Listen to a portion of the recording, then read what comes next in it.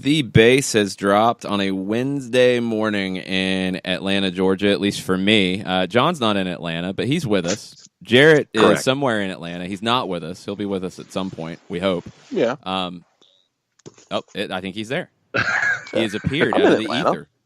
I mean, I didn't know where you were. I was like, hey, Jarrett, where are you? Hey, Jarrett, where are you? He's not here. And then he appears out of nowhere. Like a bad habit. Well, I think I said it 3 times, so it was like Beetlejuice. Oof. Or it's like being in a sleeper hold, and you raise the arm the one time and it drops. Raise the arm the second time, it drops. Third time, the when you want to count the guy out, then the arm raises and the Hulkster does his thing, and he hulks up and he's back with us. So Jarrett's either Beetlejuice or Hulk Hogan. I don't know which, and I don't know which would be better. John is not in Atlanta. He is somewhere else. How's the weather where you're at, John? Windy for the moment, and in anticipation of the front coming through. This is the yearly vacation celebrating the anniversary of the marriage to the boss. And so we are staring at the Gulf of Mexico currently, and we'll be doing so for the remainder of the week. Very nice. Always good. We're staring at lots of questions on a Wall Pass Wednesday. You guys have really fired up some interesting questions. Going to make us think a little bit, which is always dangerous at 9 o'clock in the morning on a Wednesday. So we will see where you guys want to take this conversation. But let's get caught up on a couple things, because the rumors and innuendo and silly season madness are getting more maddening because it's silly season. That's what happens. So I wake up this morning and I'm going through the news and I'm checking in on what's going on in all of my various search windows on Hootsuite. And one comes across Ed Aarons, who we've talked about before, from The Guardian. He reported, this was probably in the 7 o'clock time frame, maybe 6 o'clock time frame, our time, that Newcastle and Miguel Almiron, there's still discussion, and he said that personal terms were agreed upon, but the transfer fee had not been agreed upon. About an hour later, Lee Ryder and the Chronicle, based out of Newcastle, who reported yesterday that Miguel Almiron was asking for a large increase in salary in this negotiation. Lee Ryder and the Chronicle repeated their reporting from yesterday and said that he has not agreed to personal terms. So, shrug emoji? I don't know. This is how it goes. I mean, these are both, reputable outlets, but this is how transfer sagas go. So, maybe there's a transfer fee agreed upon. Maybe there's personal terms agreed upon. Maybe there's neither agreed upon. Who knows? But it sounds like there's still conversation. At least we know that much. The other 2 clubs that have been linked to Miguel Almiron, just to catch you guys up on kind of where they stand. Real Betis, who we've talked about a fair bit, trying to jump into a Champions League spot in Spain. They have reportedly joined the bidding for young Mexican star Diego Lainez, who is at Club America. And looks like Ajax is in the lead in that bidding, but reportedly, and these are reports out of Mexico, Real Betis representatives are in Mexico to talk to Club America, and I would guess to talk to Lainez's folks, his representatives. So stay tuned. Bids have been in the $25 million range reportedly for Lainez, so we'll see where that could go. Another club who's been linked to Miguel Almiron, has been a little quieter as of late, is West Ham. And there are reports about West Ham and Manuel Pellegrini and what they're trying to do in this transfer window. They have a lot of players that are being linked to be leaving West Ham. So maybe they're trying to make a couple sales before they look at additions.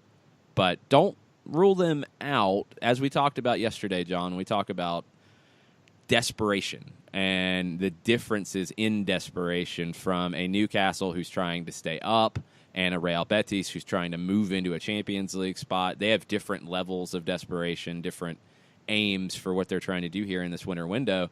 West Ham doesn't have that same desperation. They're pretty comfortable where they are. That doesn't mean they don't get a deal done, though.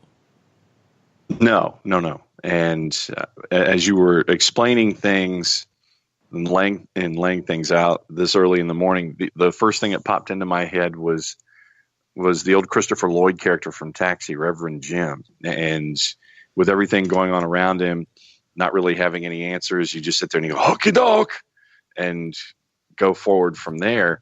But where West Ham is concerned specifically, it's really for them more positioning. And positioning in the Premier League means money, and it means a lot of money. So 3 points out of seventh, even though you're right now in the lower half of the table technically, it could, with success on the pitch, give you a lot more money in your coffers that you could spend down the line because of the television contract. So, just because someone can't go to any kind of supplementary competition doesn't mean that there isn't something to chase. And so for West Ham, for chasing, it's positioning and a whole lot of money.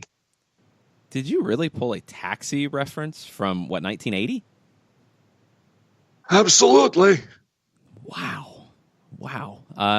Jarrett, thoughts on all of the updates on Newcastle, Betis, West Ham? Haven't seen anybody else linked to Miguel Almiron, but it is only January 9th, so things can happen. I'm sorry, I tuned out after the Taxi reference. My brain just kind of snapped. It's true. It's understandable. I had Nick at Night flashbacks from my childhood. Sorry. Oh, wow. Where do you have any kind of gut reaction to how this stuff is going down? I mean, the Newcastle back and forth on there's personal terms. No, there's not. Yes, there are. Transfer fee. No, yes, blah, blah, blah. Any gut feeling on how this is all going to go down, or are you still just going to wait and see? I'm kind of in wait and see mode with it. I think part of me is expecting us to watch all this unfold, and then eventually, Newcastle say, "Oh yeah, we felt confident about." Let's say he lands in Newcastle, that he'll land there, and they'll be like, "Oh yeah, we felt confident the whole time. You just had to iron out a couple of details, and yeah, it wasn't a big deal." This is it's going to be interesting, and I know people are stressing. I know people are worried. This is how this goes. When you're talking about a deal of this size and this importance, it doesn't happen overnight. And when there are multiple clubs in discussions, that makes it even more complicated. So I know that people are worried, and how does this affect Pity Martinez, and how does this affect Ezequiel Barco, and what about this, and what about that? You have to let it play out, and you have to trust in the front office to get the deal done in the best way for the club. And Miguel Almiron's representation is going to be looking for the best deal for their client, and Miguel should be looking for the best deal for his long-term future, not just a short-term paycheck. And we'll see where it goes. We'll keep you posted as stuff breaks and as reputable outlets are talking about it. But that's your latest on Miggy Watch. We don't have a sounder for it, and Andrew Breaker had a funny tweet about our lack of sounders like Barco Watch last year. I don't know what sounds these would fit, because this is not as simple as Barco Watch, which was not simple by any stretch, but something a little more circusy for silly season. Well, it was a little more cut and dried. It's okay, you're trying to sign him. Okay, they want more money. Okay, what's going to happen? This is, okay, you have a player coming in. Everybody is talking about the player coming in, except for the club, because they aren't going to announce him yet. Because you have a player who is reportedly going out, but you're trying to get the right deal done for that player, and there's 3 different clubs right now in the mix. Maybe there's others that we don't know about. I don't know what kind of sound that would be. I have no idea. So, sorry. We'll see. Open for suggestions. No, we're not. No. We are not open for suggestions about sounders for this nonsense. We are not. We're not open for silly season sounders. That is not going to happen. A lot of alliteration from each anchors placed in powerful post. I try. A couple other updates from around the league before we get into Wall Pass Wednesday questions. And there's a lot of them, and we'll get into them for most of this show, because there's plenty of, I think, deep thinking kind of topics, which will be interesting. Couple things from around the league as you look at clubs getting closer to their training camps opening up. Portland Timbers. I saw a tweet yesterday from one of the writers, Chris Reifer. I believe he's written for Stumptown Footy for quite a while. Mentioned that the Timbers are the only club in Major League Soccer that has not added anybody to their roster ahead of the draft. They're the only one. The Timbers actually responded to that tweet with kind of an interesting response. I was a little surprised they responded in general. Do you make anything of this, Jarrett? You know, the Timbers were MLS Cup finalists. There were a few reports about Sebastian Blanco potentially leaving, but those have gone really quiet. So, any surprise in your mind about Portland not being active in the transfer window? I think I'm a little surprised they haven't, tried to build a little more depth, a little bit younger depth, just because you are getting up there in age in a couple spots with some of your key players. But I don't think it's vital right now. And I think the Timbers roster is pretty good. And for all we know, Giovanni Savarese probably might look at it and say, yeah, I'm good with what we have right now. And there's nothing that's really available to us that I think is going to make us, demonstrably better. It's a tough one. I mean, they were a finalist. How much do they need to improve? I don't know of a position that, man, they needed an upgrade in the worst way.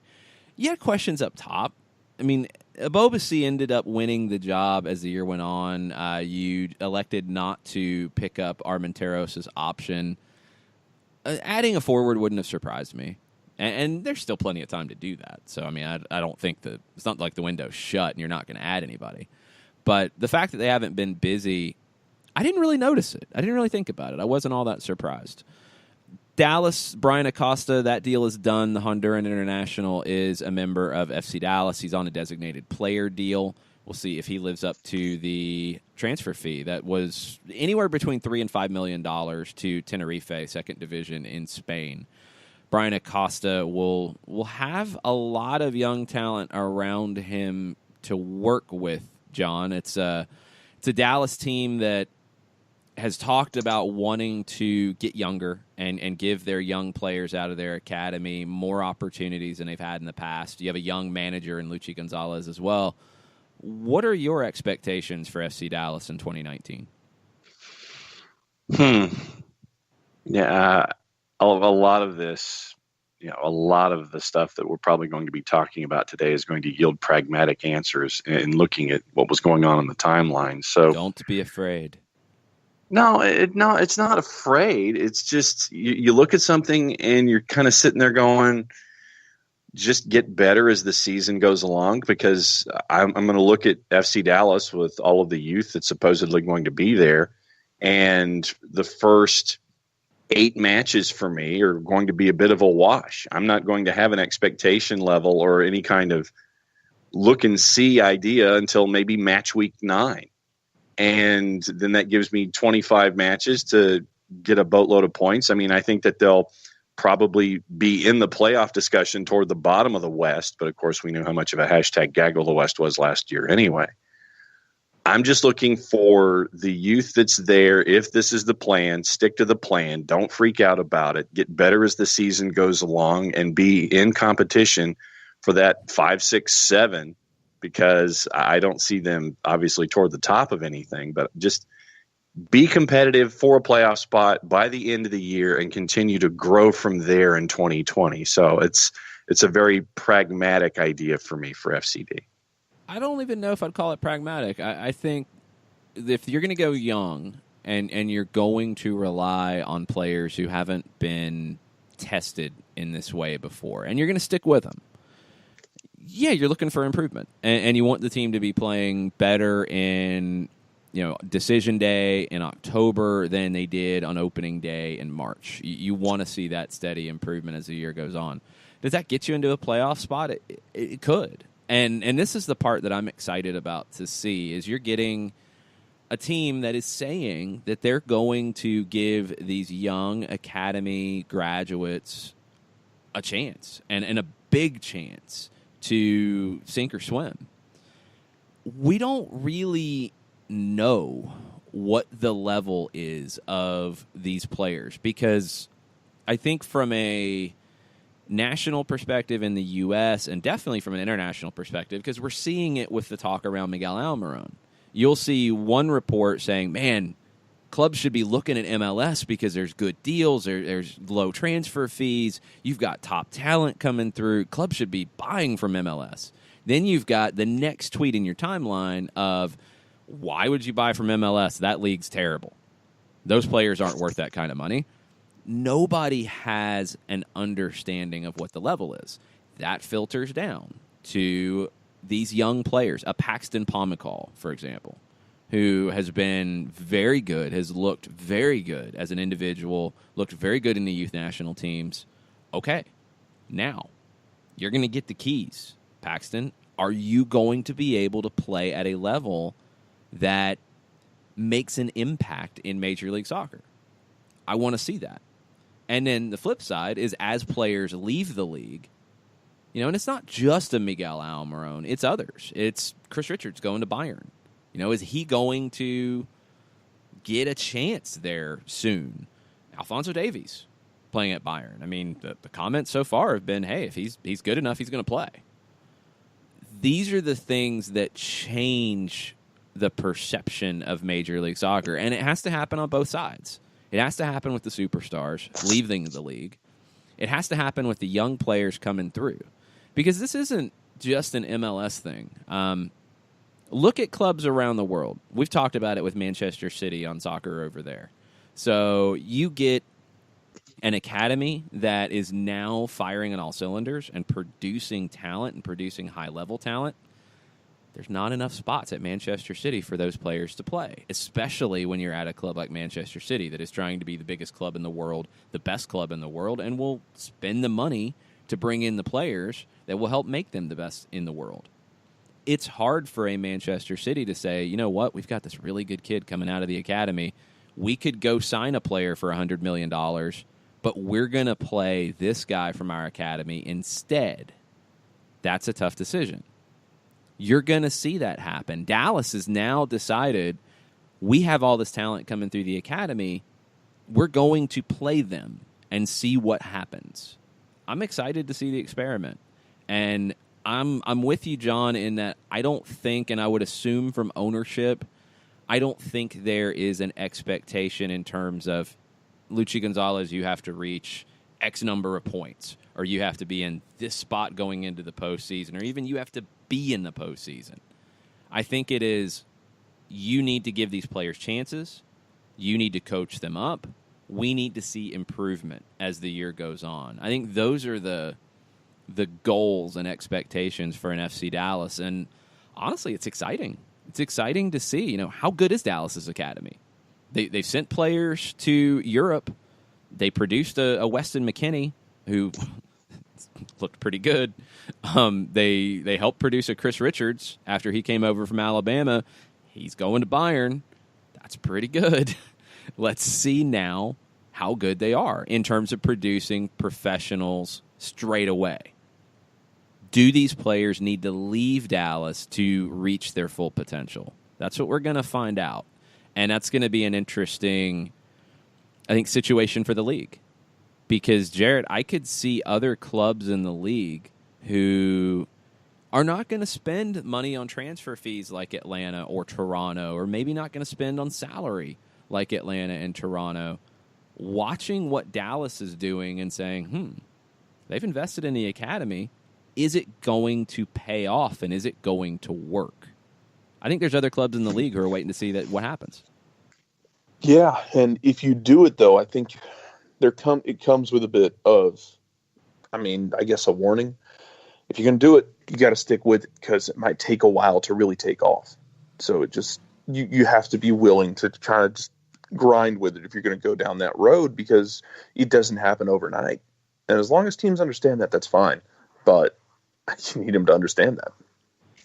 And Dallas is a good spot, I think, for that to be the case, because you're in a situation where the Hunt family has been there, done that.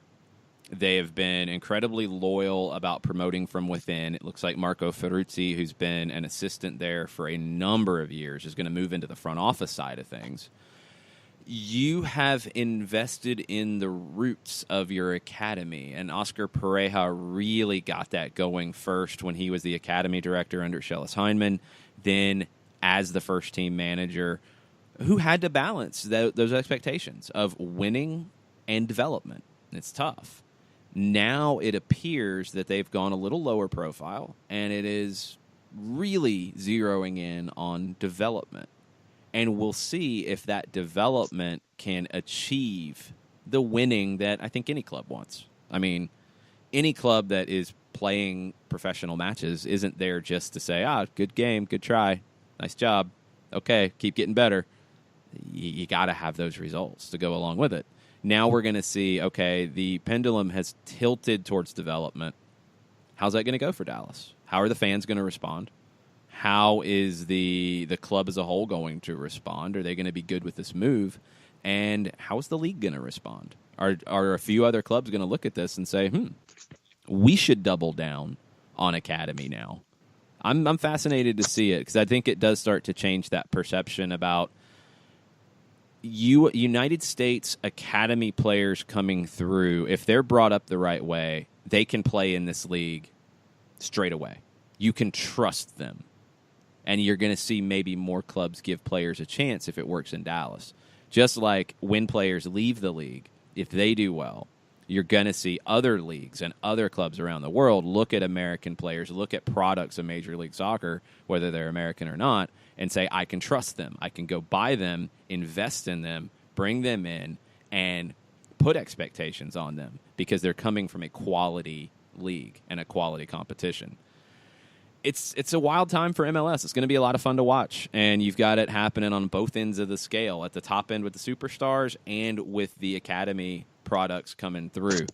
2019 is going to be a crazy year, and we're 9 days into it, so buckle up. We're going to take a break, get into your Wall Pass Wednesday questions. After this, hang out with us. We'll be right back. The average time a resume spends on an HR manager's desk is 7 seconds, and most of them are tossed aside. Now imagine if one of those resumes belonged to Yasmin, who was living in a shelter, juggling 3 jobs. I had to be resilient. That's something that you can't teach. We rely so much on a resume, yet it could never tell the full story of someone who had to be independent and take initiative. And that's how I handle every project I get. Discover new ways to develop great talent at gradsoflife.org. Brought to you by Grads of Life and the Ad Council. We know that every driver is different, and a one-size policy does not fit all. That's why Country Financial offers a variety of discounts, so you get the coverage you need and the savings you deserve. From good driver to good student, multi-policy to multi-car, we've got a discount to suit every driver. Call Jason Wright at 678-568-6871 today to see what you could save. On Facebook at Jason Wright Agency or by phone at 678-568-6871. Discounts vary by state. Policies issued by Country Mutual Insurance Company, Country Preferred Insurance Company, or Country Casualty Insurance Company, Bloomington, Illinois. Hey, hon, what you doing with your phone? Taking pictures? No, I'm asking it questions. Like what? Hey, Bobo, do flowers have best friends? I'm sorry. I'm afraid I don't know that. Hey, follow me. I want to show you something. Look, flowers do have best friends. Whoa. Some answers can only be found in nature. Discover the unsearchable. Visit discovertheforest.org to find a trail near you. Brought to you by the United States Forest Service and the Ad Council. Soccer Down Here is sponsored by Apolinski & Associates, LLC, personal injury lawyers with over 30 years of experience. Call Steve Apolinski at 518-350-4231 or email him at steve@aa-legal.com if you need help with a wrongful death or serious injury matter. Steve Apolinski is rated one of the top 100 trial attorneys in Georgia, recognized as Legal Elite by Georgia Trend magazine for being one of the most effective lawyers in Georgia.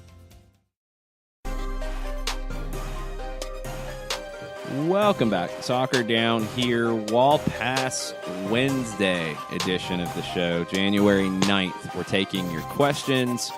You can ask whatever you want. We'll see where the conversation takes us. Tofka TLC, after yesterday's show, a little fired up. That's not new, but this is about the schedule compression. all the schedule compression and playoff reduction BS so that the league could avoid the November international break in the playoffs that, frankly, I liked, as it allowed me to catch my breath and, most importantly, most of the players to rest. This was a bad move, all caps. Second, okay, we'll come back to that one.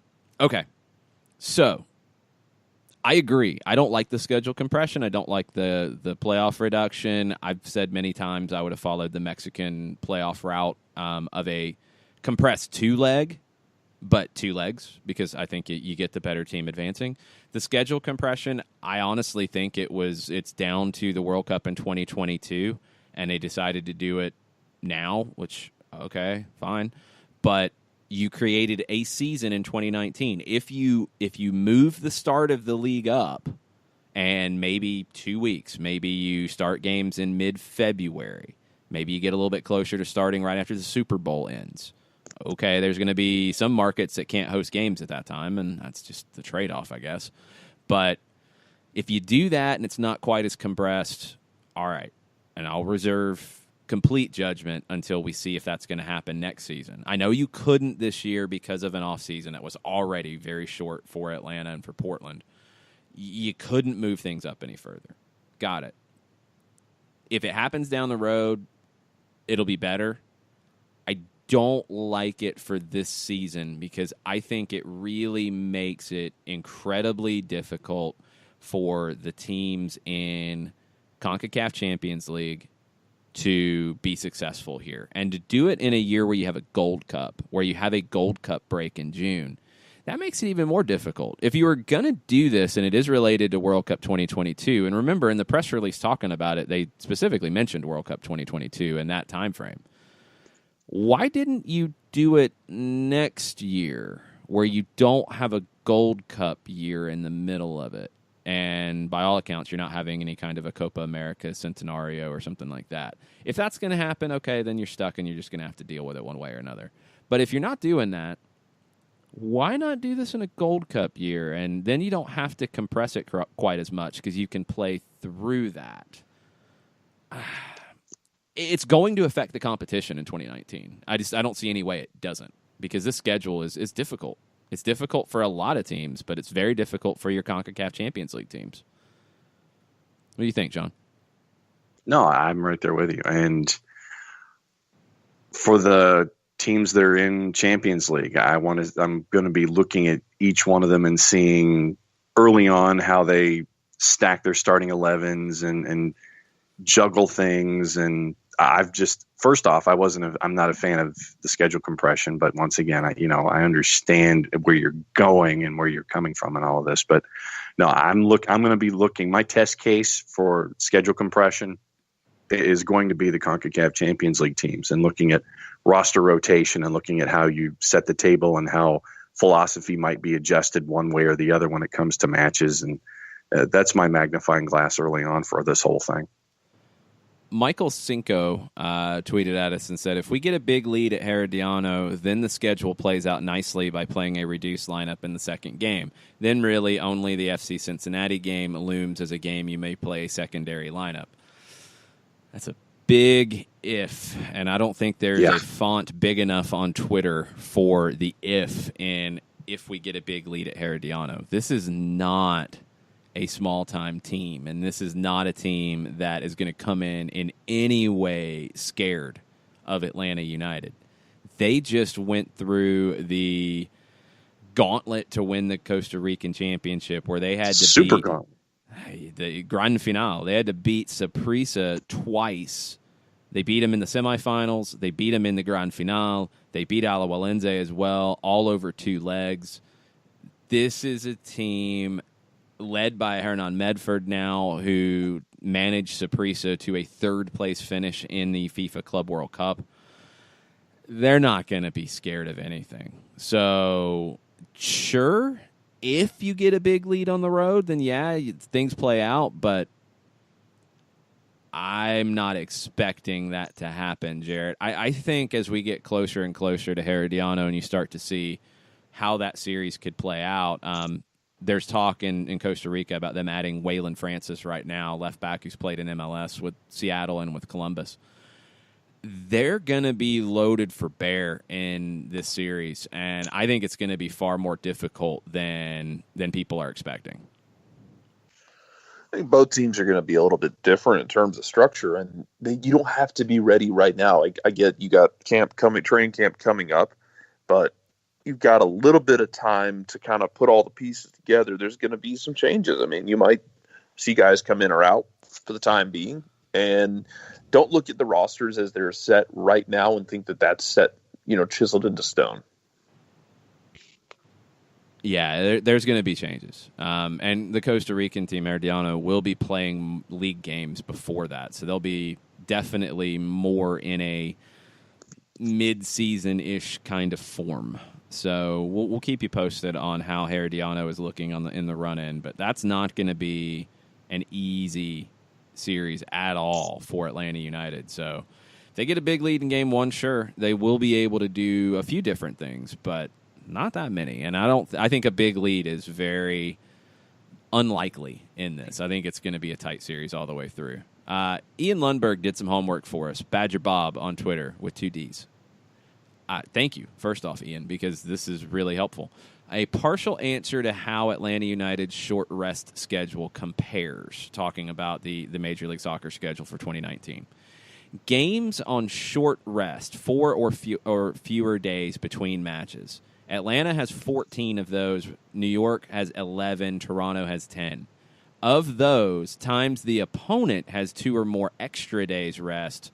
Toronto 3, Red Bulls 3, Atlanta 6. That's a lot. Gee, thanks. I mean, it's going to have an effect. It's going to be difficult. You're going to have, we talked about 4 games where you're coming off of you're coming off of a midweek game that the opponent is not. There's a couple more that Ian's found in the schedule that the opponent will have 2 or more extra days rest than you. You're going to have a few of those where you're more rested, but not as many. And it's going to be difficult. You're going to have to manage games a little differently. And that's going to be a challenge as Frank de Boer and his staff, get accustomed to the way this league plays out and the way the travel affects players and all of these things. John, it's not going to be easy. I mean, the schedule, I think we already knew it wasn't going to be easy with CONCACAF, with the increased expectations, with everybody gunning for Atlanta United now, the spotlight. But now the schedule, I think, adds to that. It's going to be a difficult 2019. Yes, no doubt. And to the point that you made yesterday, the idea of chasing a treble is near impossible because of all of these factors that we've been talking about the last couple of days. And,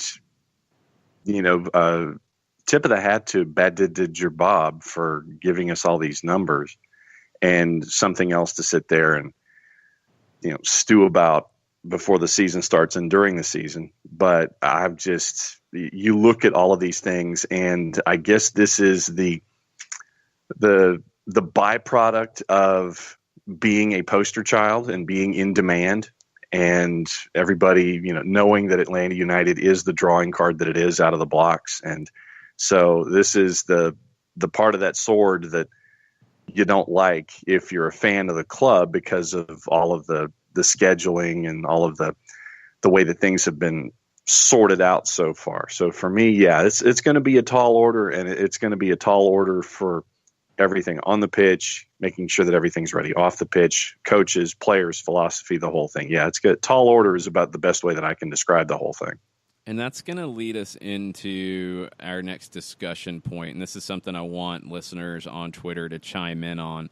Tweet at us at Soccer Down Here. It's Andrew Baker's question this morning. What's a reasonable expectation to set for supporters? Yesterday, I mentioned on the show that with the schedule, a treble was near impossible. John just reiterated. Is one trophy enough, or is simply making the playoffs in the top 4 to host a playoff game enough? What is a reasonable expectation for Atlanta United supporters in 2019? We talked about it a little bit on Stoppage Time last week, and I said that a trophy is a successful year, and there's even some caveats to that if you're talking about a final of CONCACAF Champions League and another final, whether it's Open Cup or MLS Cup, and a good regular season, it's going to be hard to put very strict definitions on this for me. But I'd like to hear from you guys. What are your reasonable expectations for 2019? What are you going to be content with? What are you going to be happy about? How do you define success in 2019? We're going to take a break. We're going to let that marinate for a little bit, and we'll be right back to discuss after this. Sweet strawberry icing. You're in Goodwill, and just past that vintage denim jacket you spot miniature donut earrings. You lean in. Ah, that's the scent of shopping success. Because at Goodwill, every item you buy funds local job training and more. So bring home those donut earrings and bring home so much good to your community. Goodwill. Bring good home. Brought to you by Goodwill and the Ad Council. Soccer Down Here is sponsored by Appolinsky & Associates, LLC, personal injury lawyers with over 30 years of experience. Call Steve Appolinsky at 518-350-4231 or email him at steve@aa-legal.com if you need help with a wrongful death or serious injury matter. Steve Appolinsky is rated one of the top 100 trial attorneys in Georgia, recognized as Legal Elite by Georgia Trend magazine for being one of the most effective lawyers in Georgia. Hamilton was adopted from a rescue in 2008. He really likes to be around people. I get out my mat and I'm doing a downward dog and he's underneath. He's quite the pug about town. He gets invited to a lot of parties. He knows he's a pretty big deal. Look at this little face. How could you not love him? Hamilton the Pug, Instagram star and shelter pet. Amazing adoption stories start in shelters. Visit theshelterpetproject.org to find a pet near you. Brought to you by Maddie's Fund, the Humane Society of the United States, and the Ad Council. As a business owner, you know that every year brings new challenges and opportunities. The success of your business demands expertise and focus. And Country Financial can help you keep that focus by helping ensure you have the right insurance protection in place to meet your goals. Jason Wright can help you create a customized insurance plan that has coverages designed just for your business. Give Jason a call at 678-568-6871 or reach him on Facebook at Jason Wright Agency. Coverages vary by state. Policies issued by Country Mutual Insurance Company, Bloomington, Illinois.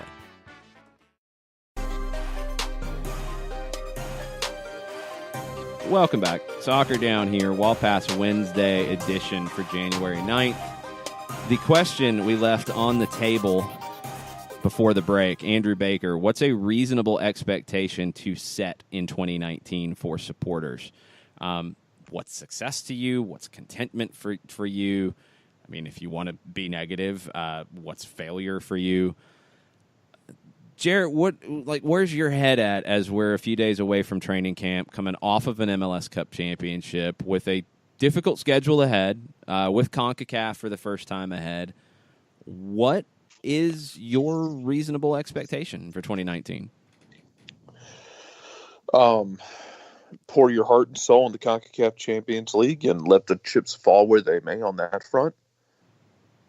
Pour what you can into U.S. Open Cup when the time comes, and trust the depth of your squad to be able to compete in the league. And my reasonable expectation is to finish top 4 in the Eastern playoff race. Because we saw it last year with Toronto. You get through Champions League, you've got a chance to get things done. Like, you've got a chance to still have a chance to get the job done, to make an impact in the playoff race. John, what about you? What's a reasonable expectation for 2019? I'd like a trophy of some description, even if it is Campeones. To Jarrett's point, I think that you go all in on Champions League and do your best when it comes to U.S. Open Cup. And with throwing everything into Champions League, for me, I'm looking for, much as Jarrett says, a top 4. I think that because of the way that we're staring at the East right now, I think that Atlanta United still has that opportunity to be a top 3 in the East. So for me, much to agree with Jarrett, throw everything you have at Champions League and then have it sort out from there. And the way that the East is, I think that Atlanta United still can be, at least a top 3 there. And I'm not looking at Supporters Shield because of everything that you're throwing into Champions League. So I guess for me, it's first competition first, and then everything else goes into place from there in an Eastern Conference where with Atlanta United, everything is still moving forward, and there are more holes with the teams in the East that are surrounding them. It's gonna be a tough year. I think a final would be a reasonable expectation, and finals are weighted a little differently. A CONCACAF Champions League final would be weighted obviously differently than a U.S. Open Cup final. But I think the expectations are going to shift as the year goes on because of the way this calendar plays out. I'm with both of you. I think the Champions League, you throw everything at it, and you ride that wave as long as it'll take you, and you see where it goes. If you win CONCACAF Champions League, it's not that the rest of the year is a wash, but then you're playing with house money, in my opinion, for the rest of the year. Trains brings up a really good point that does need to be discussed here. Qualification for the next CONCACAF Champions League is important, and I would agree that would be an expectation and a reasonable one. So, consistently competing in the CONCACAF Champions League is somewhere you want this club to be going forward. So you get there by winning MLS Cup, by winning the Open Cup, by winning the Supporters Shield, or having the best record in the other conference from the Supporters Shield. So that's not going to be easy necessarily. It's going to be tough. But that is a reasonable expectation. I would agree with Trains that getting into the Champions League on a regular basis is something this club and somewhere this club wants to be. So you're going for Champions League to start the year. And it is all about lifting the CONCACAF trophy, period. That is job one. If you crash out early, then I think the expectations for other trophies ramp up in a big way. If you make it to a final, it's a little bit different conversation because that's a big achievement. Open Cup, I think the importance of the Open Cup will depend on how Champions League goes and where you are in league play and any injury issues that could pop up. If it is something you have a reasonable expectation to go for, you go for it. If you have the ability to go for it, if you have the roster at the time to go for it, you go for it. You might have to make tough decisions about how much can you go for that, depending on where you are in league play at that point, and where those games, if you get past the first few rounds in June, where they fall and what you have to sacrifice. Because that's gonna be the key, I think, is in 2019 is finding that balance between what games, what situations you might have to sacrifice a first choice lineup in because of something else coming around the bend. Just from a general standpoint, yeah, top 4 in the East, I think, is an absolute reasonable expectation. I think Atlanta's the most talented team in the Eastern Conference, and they're going to have things that are going to make life difficult for them. CONCACAF, some of the schedule quirks, all of that's going to be difficult. But talent, I think this is the most talented team in the East. So top 4 is a reasonable expectation. Even if you go deep in Champions League, it wears you down. You go deep in Open Cup, it wears you down. Top 4 in the East is a reasonable expectation. That gets you at least one home playoff match. You get into the postseason, you have a shot. I would say conference finals is a reasonable expectation. That's, again, it's a top 2 in the postseason in the playoffs, but I think that's a reasonable expectation for the quality of the squad. But these things will tweak and adjust as the year goes on. If you win CONCACAF, okay, it's going to have a little bit different feel. If you struggle in CONCACAF, okay, there might be more pressure on the other trophies. Campeones Cup is going to be a fun night, but I don't think if that's the only trophy you lift or if that's the only taste of success you have, I don't think that's enough. Because it's just a one-off. So I wouldn't put that in there. I think it's a fun night. It's a cherry on top type of situation. But it's not going to be easy in any of these routes. CONCACAF won't be easy. We know the difficulties because nobody's won in this current format. Nobody won in the last format with a group stage. The last time teams won in CONCACAF were when it was a tournament over a week in a neutral site, or sometimes when DC won in 1998, it wasn't a neutral site. It was in Washington, D.C. at RFK Stadium.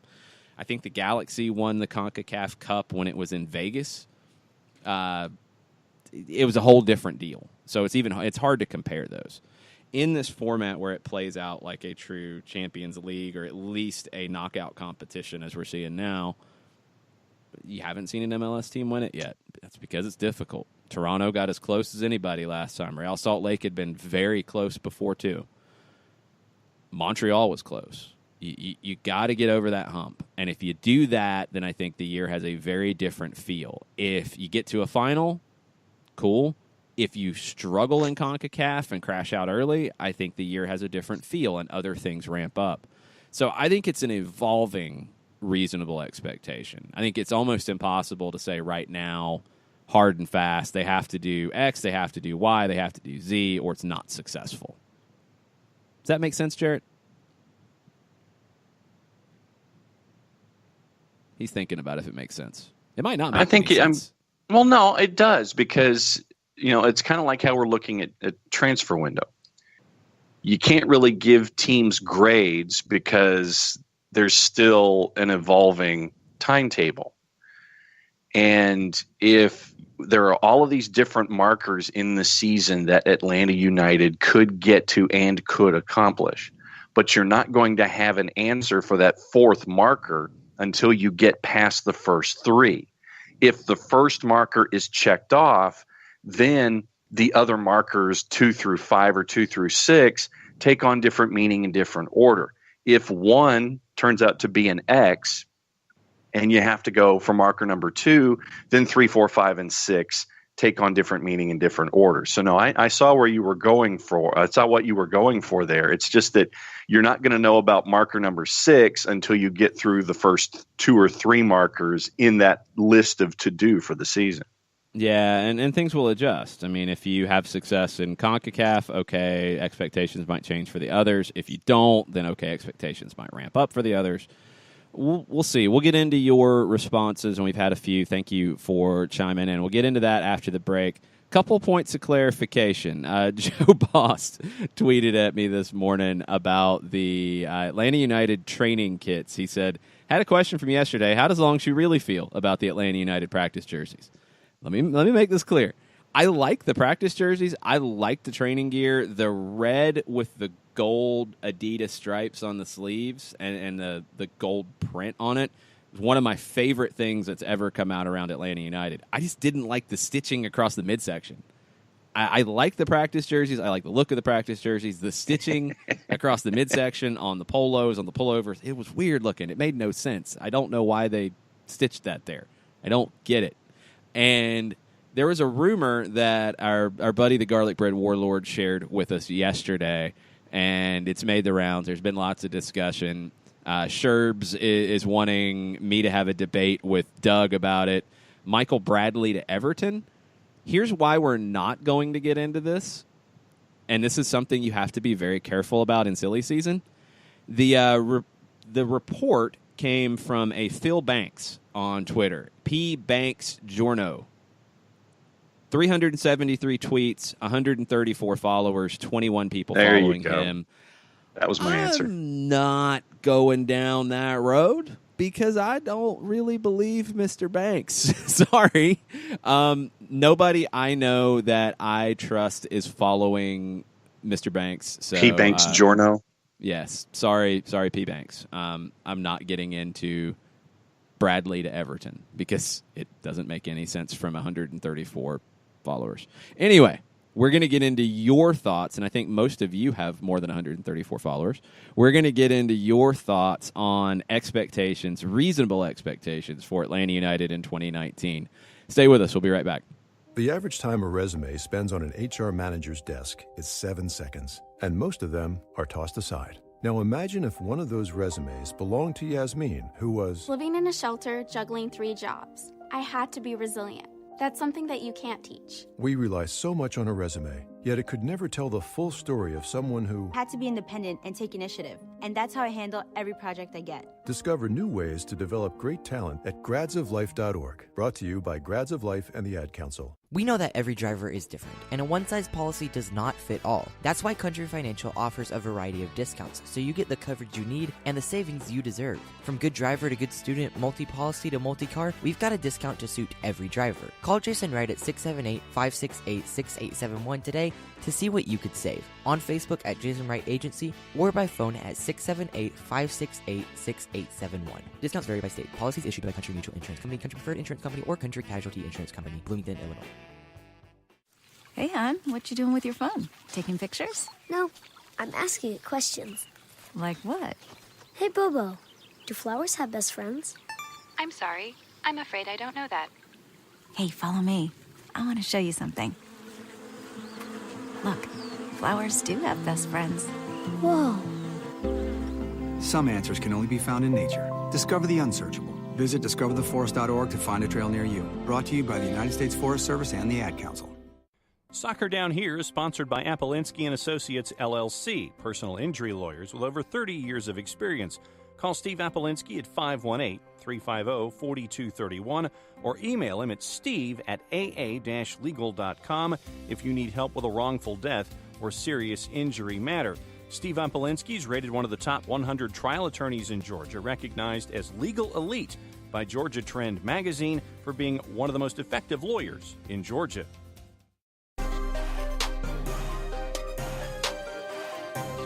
Closing out hour number 1 on Soccer Down here today. Wall Pass Wednesday. Question from Andrew Baker was reasonable expectations for 2019 for Atlanta United. Tafka TLC chimes in, a trophy, make the playoffs. I'm all for CONCACAF Champions League, even if they trot out a lineup with no normal starters on a few in-between games.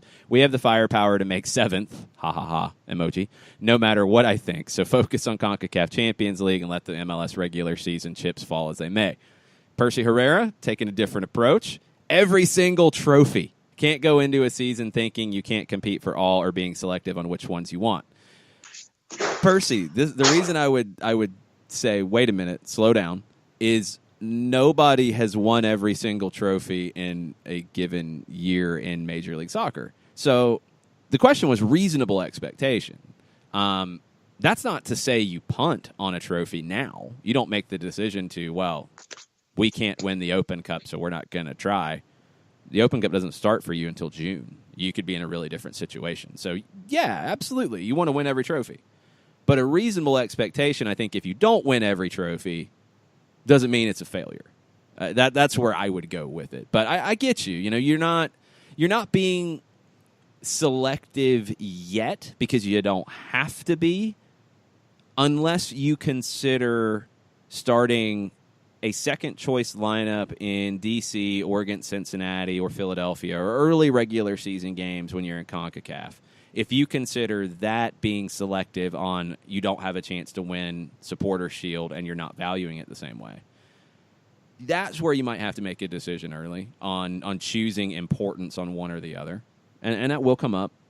But other than that, the Open Cup run isn't necessarily affected by the others. MLS Cup, once you get into the playoffs, you're going for it because you're at the end of your year anyway. I just think a reasonable expectation is not to win every single trophy because it's just never been done. Trains chimes in, minimum expectation is qualification for CONCACAF Champions League in 2020. So one trophy, question mark. And, of course, Trains is starting to shift back from championship trains. MLS narrative hashtag is going to be strong this year. Hope it doesn't come down to MLS Cup to qualify. It might. Because Supporter Shield is going to be really difficult with the schedule and with CONCACAF. So I think that might be the hardest trophy to win in 2019.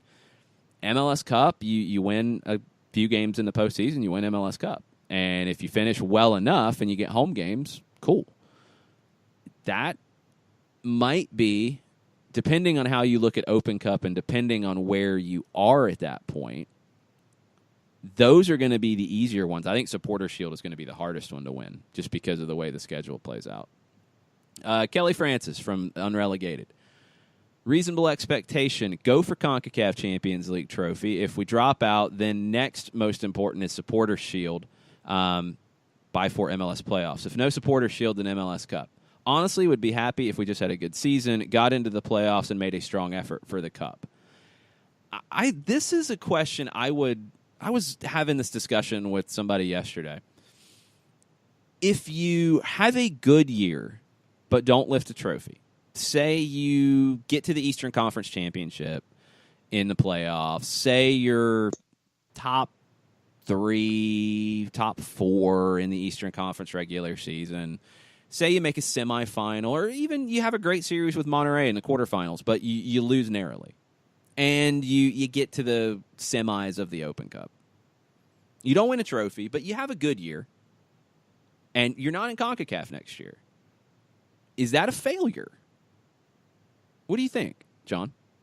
No, it's not a failure. I mean, considering what the franchise and what the organization have accomplished after only 2 seasons, I know that the competitive nature in all of us is going to sit there and say, well, we didn't win a trophy, therefore it is a failure. But that's just the competitive nature of human beings. That's how we are. When you have a self-imposed expectation level because of success, you're going to sit there and say, well, we didn't get the goals that we had set.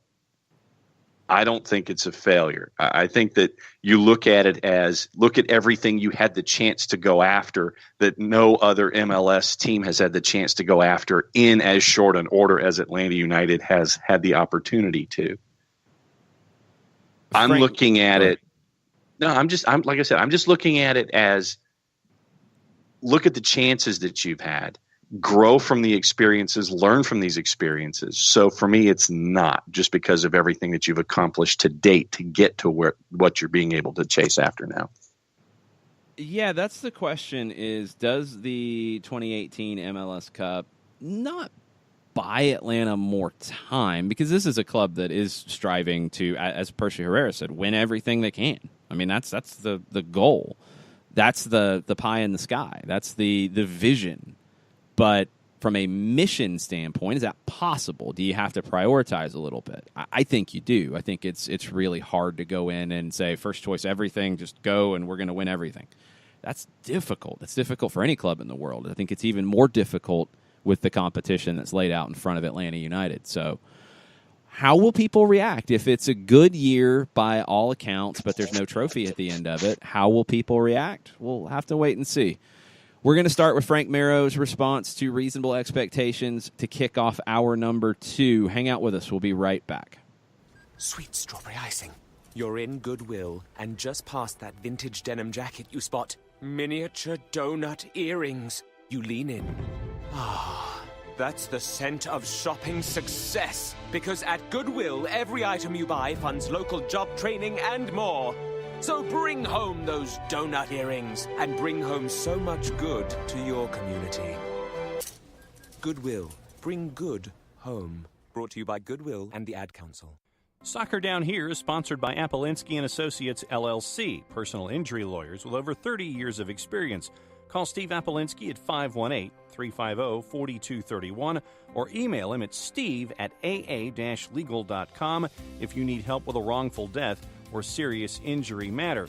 Steve Apolinski is rated one of the top 100 trial attorneys in Georgia, recognized as legal elite by Georgia Trend magazine for being one of the most effective lawyers in Georgia. Hamilton was adopted from a rescue in 2008. He really likes to be around people. I get out my mat and I'm doing a downward dog and he's underneath. He's quite the pug about town. He gets invited to a lot of parties. He knows he's a pretty big deal. Look at this little face. How could you not love him? Hamilton the Pug, Instagram star and shelter pet. Amazing adoption stories start in shelters. Visit theshelterpetproject.org to find a pet near you. Brought to you by Maddie's Fund, the Humane Society of the United States, and the Ad Council. As a business owner, you know that every year brings new challenges and opportunities. The success of your business demands expertise and focus. And Country Financial can help you keep that focus by helping ensure you have the right insurance protection in place to meet your goals. Jason Wright can help you create a customized insurance plan that has coverages designed just for your business. Give Jason a call at 678-568-6871 or reach him on Facebook at Jason Wright Agency. Coverages vary by state. Policies issued by Country Mutual Insurance Company, Bloomington, Illinois. You're listening to Soccer Down Here daily on SDH Networks, a division of OSG Sports. Find us at Soccer Down Here on Facebook and Twitter. The time is now the top of the hour. Peep, y'all.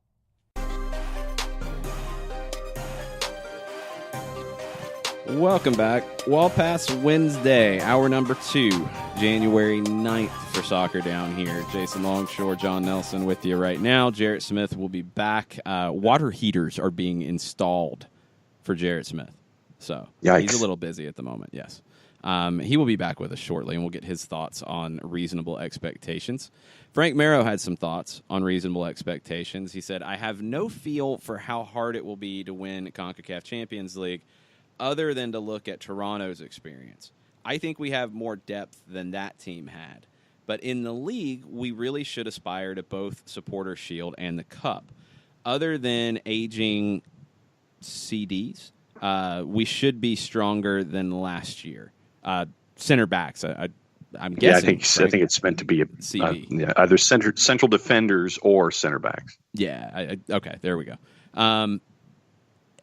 Okay. Let me try to go through this a little bit. I think Atlanta does have more depth than Toronto last year. I think Toronto's depth would have been okay if they hadn't had the injuries, especially at center back. So I think they would have been fine. Playing Michael Bradley in the second leg of the final at center back was just not ideal in terms of winning CONCACAF. And then having to play Michael Bradley as a center back a lot during the regular season is definitely not ideal for success. Supporters' Shield, I think the difficulty of it is ramped up because of CONCACAF early on. I don't know if there's been a team in Major League Soccer who has won Supporters' Shield in a CONCACAF season. And that's something we'll have to go back and check. I don't think they have, not in the current format, because it does take a drain on you. I mean, just from an Atlanta perspective, when you look at the schedule at the beginning of the season, you have the 2 matches against Herediano. Hey, if you fail and you get bounced out in the round of 16 by Herediano, then it's a different conversation about Supporters' Shield. I really think it is. Because the only game that you could be looking at being somewhat shorthanded either through just being tired or through lineup choices is the DC game, the opener. But if you advance, I mean, you're looking at Herediano on February 28th on a Thursday at home. Then you go to D.C. on Sunday, March 3rd. Then your first leg against probably Monterrey, March 5th, 6th, or 7th. And that would probably be at home. Then you're hosting Cincinnati on March 10th. Then you're going to Monterrey either March 12th, 13th, or 14th. Then you're hosting Philadelphia on March 17th. Then you get a 2-week break.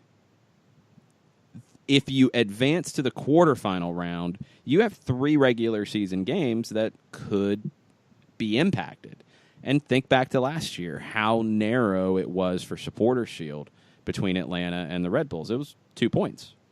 You know, if you have 3 games where you're going to be disadvantaged early on, that could be the difference. Doesn't mean it is the difference. It could be the difference. And I think it makes winning Supporters' Shield that much more difficult.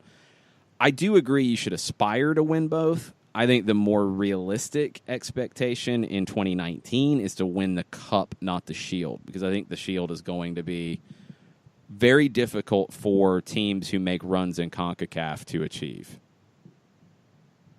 And then you're talking about, other competitions. For those who aren't in Champions League chasing after something, they could make an Open Cup run. And if teams are making Open Cup runs and they're getting the second round of schedule compression. So, I mean, getting Shield is going to be a tall order, I think, for any team that is involved in any kind of secondary or tertiary. I just use the word tertiary competition that MLS teams are involved in this year. It's going to be tough. I mean, Open Cup, where it falls in the calendar, it kind of allows itself to be that for teams who aren't in the Shield race. I mean, look at Houston last year. Houston was struggling to be in the playoff race at that point. But the Open Cup was their way to find success in 2018, and they won the Open Cup, and they're in CONCACAF, and that's a great thing for that club. So the Open Cup, it's not a consolation trophy. It can be if you've had a bad year, if you've got off to a bad start, if Supporter Shield ain't happening, even if the playoffs isn't happening, you might have an opportunity to win the Open Cup and find success for your year. Frank says, other than the aging central defenders, we should be stronger than last year. On paper, very possibly. The question is, how long is there an adjustment period with a new manager? Just because it always happens. That's not anything about Tata Martino, Frank de Boer, quality between one or the other. It's just it's change, and things will be different. How long is that process? Is it simple? Is it quick and everything's good? You hit the ground running? Does it take a little bit longer? We'll have to wait and see. There's no way to feel that out and predict that. So that's the unknown here. But I agree. I think the roster could be better. I think your younger players could be better. I think Miles Robinson will be better coming into the year. You're going to get more support, I think, from an Andrew Carlton, from a Lagos Kunga, potentially from a Chris Goslin as well. You're going to be in a position to be deeper than you were last year. And you were very deep last year.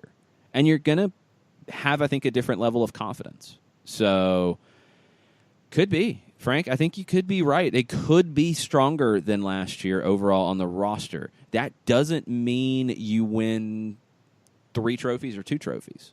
There is an element of luck of the draw. There is an element of luck with injuries that does play into it. So I'll be fascinated to see where that expectation is and then where the reaction is if things go against you and this is a team that doesn't lift a trophy in 2019. I think there's still ways for it to be a successful year even if you don't lift a trophy. I really do.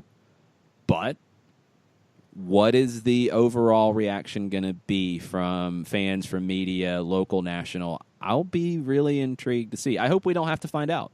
I hope there's multiple trophies lifted and it's a very fun, successful year going in. We'll have to see, John.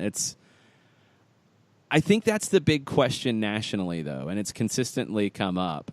It came up after 2017. Well, they lost in the playoffs. How are people going to bounce back? Are fans going to keep coming out? They did. Now going into 2019, well, they might sell Miguel Almiron. Are fans going to keep coming? Well, it's going to be a hard schedule. Are fans going to keep coming? Well, if they don't win everything, are fans going to keep coming? I think the national media is going to keep asking that question, and we'll have to see if they keep getting the same answer, which is yes. Yeah, and this season, I'm looking forward to Jose Hernandez. I'm looking forward to George Bello. I'm looking forward to a full season with Eric Remedi. I'm looking to a full season with Franco Escobar. There are these elements that we only got bits and pieces with last season because they joined at the midpoint. They joined because they were healthy. And you have all of these different pieces that, if they are healthy, can help you in all of these different ways, with all of these different markers that are there that you can accomplish. And you're going to need all the help you can get because of the moving targets and because of all of this. But I think that, to your point, I think the national media is going to continue asking these questions. Well, they won MLS Cup. They're not having everybody back. Is everybody going to? For me, the answer is yes until proven otherwise. Yeah, I mean, I think every fall we've had the questions like, oh, college football's starting. It's going to be a problem. Jim Chaney's leaving Athens. What's going to happen? Yeah, it's not going to affect Atlanta United. No, but what I'm saying is that it's going to affect Georgia fans. College football fans are going to have those same discussions, for Georgia. Oh, no, that's not what I was saying. No. What I was saying was the national media has said both years that, well, it's the fall. College football started, so people aren't going to come out. No. Yeah, it hasn't affected it. I remember the Atlanta-Orlando game on a Saturday afternoon at Mercedes-Benz that was insane in the 3-3 crazy draw. So it's all good until something changes, and we'll see where those expectations are and if that affects it. If things are not trophy lifting 2019, do you see a drop-off? I don't think so. I'm very strongly in the boat that emotional connection has been built very strongly, and if the team is successful, it doesn't have to be defined by a trophy. But we'll see. Others might think differently. Joe Boss says, for me, if Champions League is important, then go for it, all out, then just make the playoffs, hopefully. Supporter Shield, whatever, MLS Cup, Open Cup, see how early season goes, then priorities would/could change. Tafka chimed in about, following up on his previous response, said you can decompress the schedule with selectively going second string on 3 to 4 games. That doesn't kill a season. I agree, it doesn't kill a season. It can kill your chances of winning Supporter Shield because we saw how narrow it was last year. Toronto won it by a larger margin. Other seasons there have been larger margins. Other seasons it's been narrow as well. 4 games can definitely affect your chances of winning Supporter Shield, but it doesn't kill a season. I completely agree. If you're talking about playoffs and getting into the playoffs, it's a little bit different conversation. So I don't think it affects getting into the playoffs. I think it could affect seeding. But these are the trade-offs you make, and these are the challenges you make. Let's see what else we have. James Vesey says, our style and philosophy is also much different. I think we have a good chance at making a deep run if all factors work out in our favor, but you never know. And that's 100% true. You know, you're looking at a situation like Toronto last year. Toronto had everything in place to win CONCACAF for the first time for an MLS team. And they got hit by the injury bug in the worst way at one position. And they still almost won it. They lost on penalties, which is a crapshoot.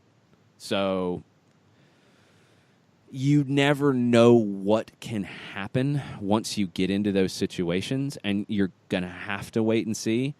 But I feel like this team is positioned to make a run. I feel like they're deep. I feel like the philosophy style will be different, but not much different. I feel like everything is set up for this to be an incredible season. But things can change as you go. An unexpected injury can change it. A series of injuries can change it. Last year, Atlanta was able to deal with injuries very effectively, even when you had 2 at left back and you had to get deeper into the roster, and then you had McCann go down, and you had to go even deeper to George Bello, and he stepped up and gave you a big game when you needed it. You might have to have that happen again, and it might get into a situation where it's worse than it was last year injury-wise. You never know. That's the unknown factor. That's the thing that can drive you crazy. Look at the Falcons this year. I mean, the Falcons came into the season as a Super Bowl contender, and then you had a starting safety, a starting middle linebacker, and a D tackle go down all at the same time. That's the spine of your defense. You're kind of stuck. Toast. Yeah, and you rode through that okay, but then your offense went to the tank. So anything can happen. You have to be ready to deal with the unexpected as best you can. I feel like this team is set up to deal with that. Swarthy, which is one of my favorites, Swarthy asks, are all the CONCACAF Champions League games on TV, or will some have to be streamed? We're waiting to see. TV rights for CONCACAF have been odd. I don't know if they will be on TV in English. I would hope that there is bidding, processing, people trying to make this happen. I believe last year every game involving an MLS team was on Univision Deportes. Is that correct, John? That I know sounds the big right ones now. were. I know late with Toronto's run, but I think everything was. Yeah, Univision Deportes got a lot of my viewing, and I also looked at some of the other matches. I want to say on Facebook. Yeah, they have a streaming partner. It's not Go90; it's a different one. I have not seen a definitive answer to that yet, Olsworthy, but we will have it for you as soon as we have it. So stay tuned. We'll get that figured out because it is a little complicated. Hopefully it is easy for folks to watch. And I would assume that there will be quite a few viewing parties if it is something that is a little tricky to get on your normal TV. Sherb says, making the playoffs isn't enough for my reasonable expectations. Need to host a game, especially with the format change. I agree. Yeah, just getting in as a 6 or a 7, that's not okay. I think you have to be top 4 in the East. I think that's a definite. I'm with you there. Brian Wallace, I think if we make a deep run in the CONCACAF Champions League, then Supporter Shield is out of the question. If we can do both, then there is no doubt this is the best team MLS has ever seen. Brian might be right. If you're able to make a deep run in CONCACAF and win the Supporter Shield, I'm going to have to go back through the history books. I don't think it's happened. And that would be another one of those markers about being elite. And it feels like these are the things that Atlanta wants to accomplish. But, man, that would be an amazing accomplishment if you're able to pull that one off. Okay, we have some questions about USL, and we'll get there in a bit. Let's see what else we have. Mike Bell's following Kafka TLC, so that's good. Yeah. So he's so well spoken for me. I think is a league leader for a question for this morning. Okay. Say we had a player. Let's call him Schmiggy Schmelmarone.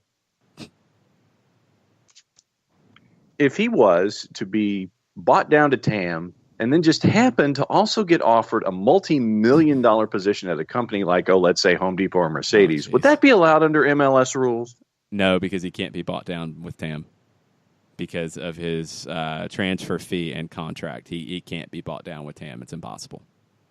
So the other multi-million-dollar position at a company, going back to the old American Soccer League days of Bethlehem Steel and the Fall River Marksmen, of players who were hired by factories to work and also play on the factory team and do well.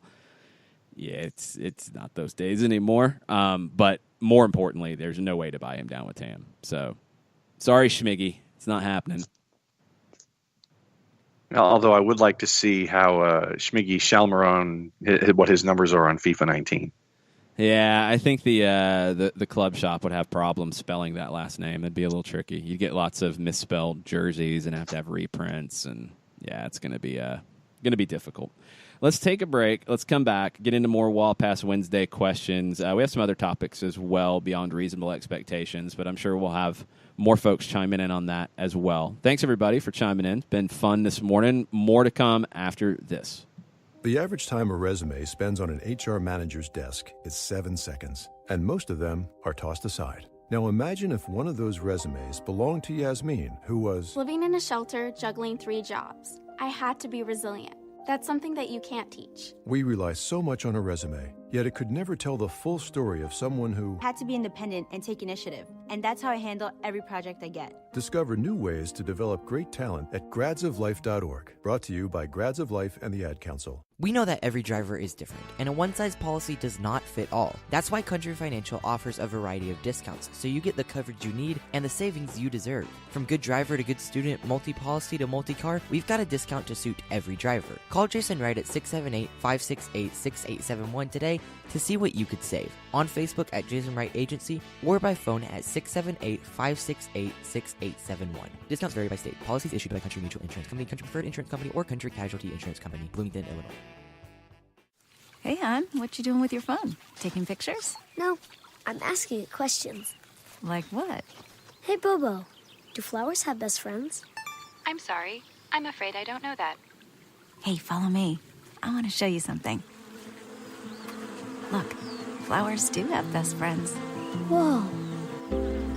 Some answers can only be found in nature. Discover the unsearchable. Visit discovertheforest.org to find a trail near you. Brought to you by the United States Forest Service and the Ad Council. Soccer Down Here is sponsored by Apolinski & Associates, LLC, personal injury lawyers with over 30 years of experience. Call Steve Apolinski at 518-350-4231 or email him at steve@aa-legal.com if you need help with a wrongful death or serious injury matter. Steve Apolinski is rated one of the top 100 trial attorneys in Georgia, recognized as legal elite by Georgia Trend magazine for being one of the most effective lawyers in Georgia.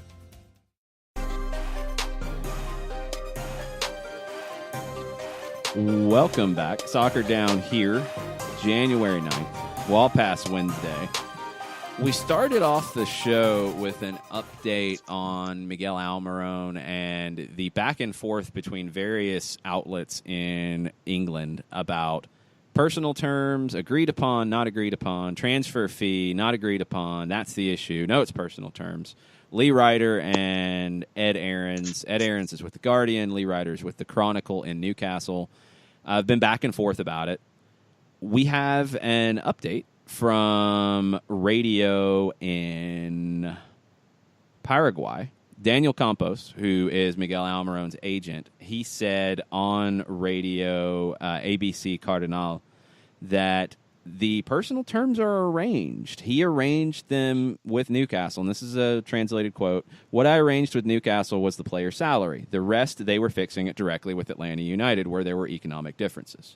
So Daniel Campos, Miguel Almiron's agent, on radio in Paraguay, has backed up Ed Aarons' report from this morning that the personal terms are not the issue, it's the transfer fee. So, again, as we've said many, many times, and as we will say many, many more times, stay tuned because this will take more twists and turns.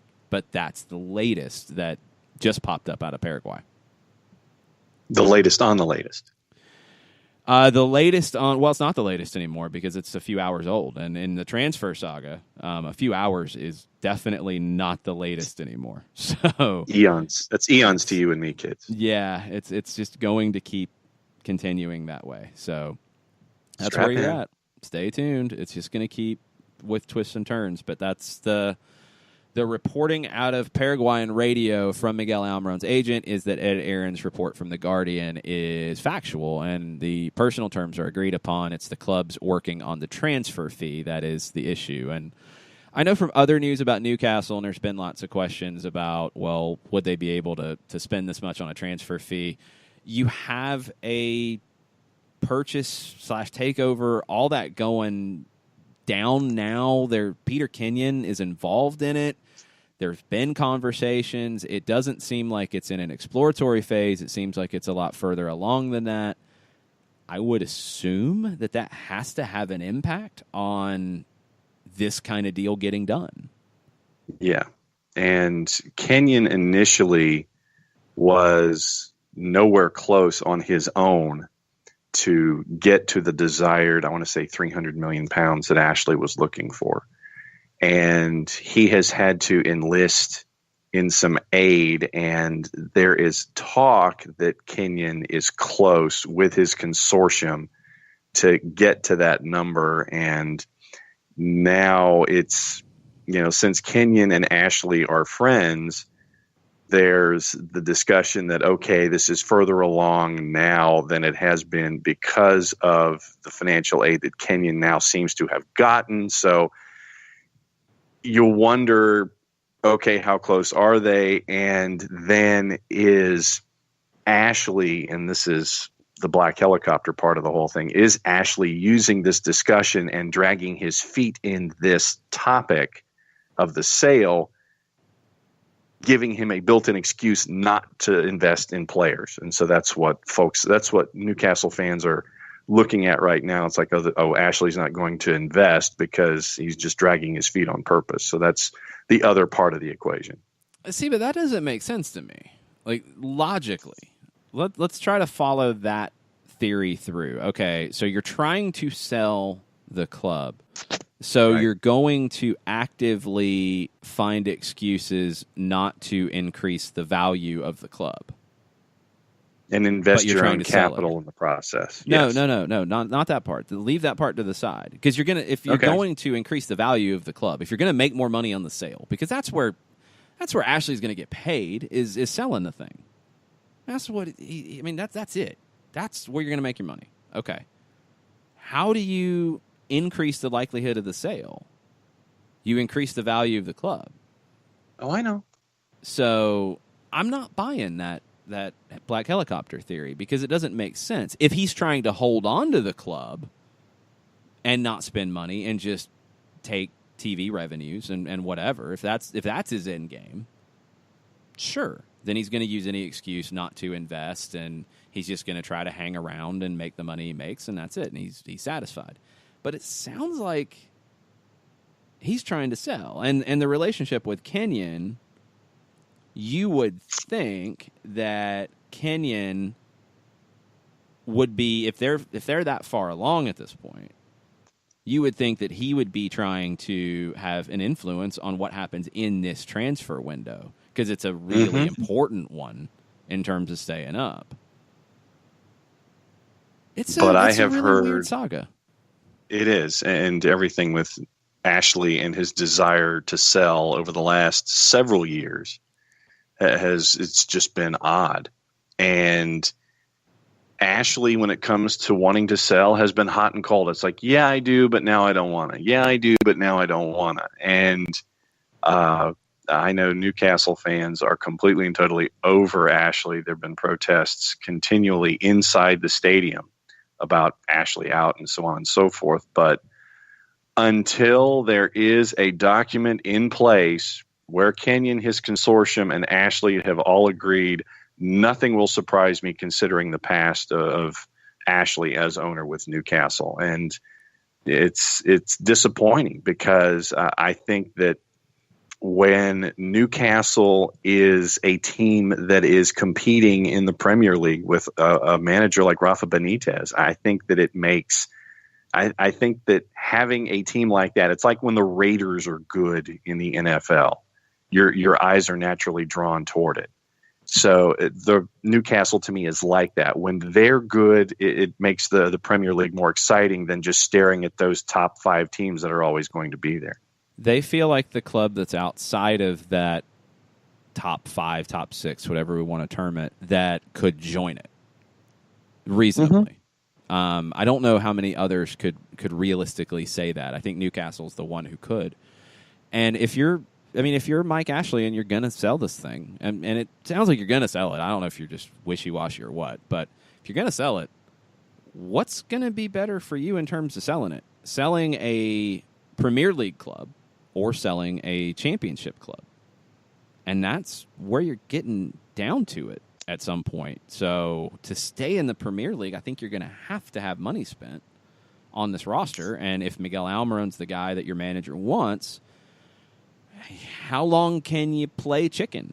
Because another comment from Daniel Campos on 7:30 a.m. ABC Cardinal in Paraguay this morning, from England, Germany, Italy, Spain, there are clubs in those countries that have an interest in Miguel Almiron, but we have no worries. How long are they going to keep playing the game with Newcastle if there are other clubs who have an interest in Miguel Almiron that maybe we haven't heard about yet? We have heard the Real Betis link, and we'll see where that could go. The West Ham link has been there, and we talked about both of those. But if there's other clubs, Newcastle can't afford to be wishy-washy for too long here, and they're going to have to make a decision. And you have maintained that. Who was it on the show that maintained La Liga for Miguel? Was that you or was that Jarrett? I mean, it depends on how we're talking about maintaining it. Like, could he be a big fit there? Yeah. I mean, you're going into a club, too, that's in the top part of the La Liga table. You're in a season where it's kind of crazy, and you've got Alaves and Real Madrid ahead of you. Alaves is a club that Betis would think they're bigger than, and Real Madrid is in the midst of one of the most ridiculous seasons we've ever seen from a major club. It's insane, and it doesn't look like they're coming out of a tailspin anytime soon. So for Betis, it's a completely different conversation for a Miguel Almiron. Does he fit in there? Does he go in and immediately play? Is he what they're looking for? Do they need a striker? Do they need a central attacking midfielder? Do they see Miguel Almiron as the player that can put them over the top?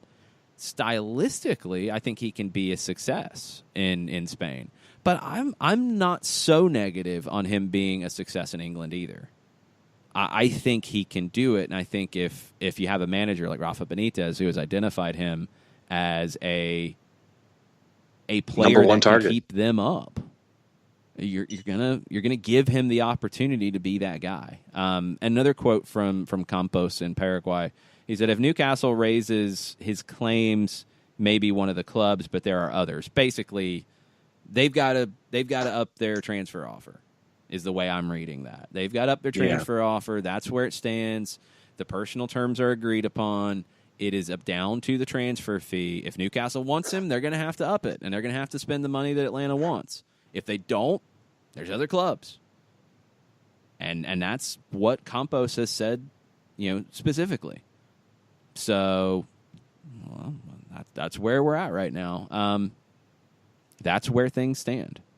This is, I think, one more from Daniel Campos that we haven't had yet. There are 2 or 3 clubs in England interested in Miguel Almiron, as well as other countries. So that's where things stand right now. Update, just if you didn't catch all of that, the reporting this morning from The Guardian, Ed Aarons, was that the personal terms between Miguel Almiron and Newcastle were agreed upon, but the transfer fee was not agreed upon. That has now been backed up by Daniel Campos, Miguel Almiron's agent, on Paraguayan radio. So beyond that, that's what's out there. Lee Ryder and the Chronicle have said this morning after the Guardian report popped up that no, it's not the personal terms have not been agreed upon. That seems to be debunked at this point. It seems to be, according to the agent, that yes, they have been. But Newcastle's going to have to spend the money. And then you get back to the Newcastle situation. What are they going to do? They're in a very precarious spot because they're safe right now. They're not safe by much. They have 0 attack. I think they've scored the second lowest goal total in the league. They got to get somebody who can help them going forward. Miguel Almiron can do that. Rafa Benitez has identified him as such. But are they going to commit the resources to do that? Or are they going to risk it about staying up? And in the midst of a sale, a potential sale, a possible sale, wherever it stands, just looking at it from the outside, and I'm no expert on Newcastle United, Mike Ashley, and their financial situation and likelihood of selling. But if you're this far along in a potential sale, I don't see how you let it fall over. I don't know how far the difference is. We don't know. We don't know if it's between 25 and 30 million. We don't know. $10 million. Let's say it's a $10 million difference, which might be a stretch. Are you going to let a $10 million difference on a player transfer affect a big sale price? Because it's going to affect more than a $10 million difference between being in the Premier League and being in the Championship. And that's where you're at. And that's the battle that Newcastle is dealing with right now. It's probably the battle that Rafa Benitez is waging on a daily basis. Because by all accounts, he wants Miguel Almiron in his squad, and he wanted him yesterday. We'll see. Stay tuned. Silly season continues to get silly because it's silly season. That's what we do. Yes. We're going to take a break. We're going to come back. We'll get into more Wall Pass Wednesday after this. Sweet strawberry icing. You're in Goodwill, and just past that vintage denim jacket you spot miniature donut earrings. You lean in. Ah, that's the scent of shopping success. Because at Goodwill, every item you buy funds local job training and more. So bring home those donut earrings and bring home so much good to your community. Goodwill. Bring good home. Brought to you by Goodwill and the Ad Council. Soccer Down Here is sponsored by Apolinski & Associates, LLC, personal injury lawyers with over 30 years of experience. Call Steve Apolinski at 518-350-4231 or email him at steve@aa-legal.com if you need help with a wrongful death or serious injury matter. Steve Apolinski is rated one of the top 100 trial attorneys in Georgia, recognized as legal elite by Georgia Trend magazine for being one of the most effective lawyers in Georgia. Hamilton was adopted from a rescue in 2008. He really likes to be around people. I get out my mat and I'm doing a downward dog and he's underneath. He's quite the pug about town. He gets invited to a lot of parties. He knows he's a pretty big deal. Look at this little face. How could you not love him? Hamilton the Pug, Instagram star, and Shelter Pet. Amazing adoption stories start in shelters. Visit theshelterpetproject.org to find a pet near you. Brought to you by Maddie's Fund, the Humane Society of the United States, and the Ad Council. As a business owner, you know that every year brings new challenges and opportunities. The success of your business demands expertise and focus. And Country Financial can help you keep that focus by helping ensure you have the right insurance protection in place to meet your goals. Jason Wright can help you create a customized insurance plan that has coverages designed just for your business. Give Jason a call at 678-568-6871 or reach him on Facebook at Jason Wright Agency. Coverages vary by state. Policies issued by Country Mutual Insurance Company, Bloomington, Illinois.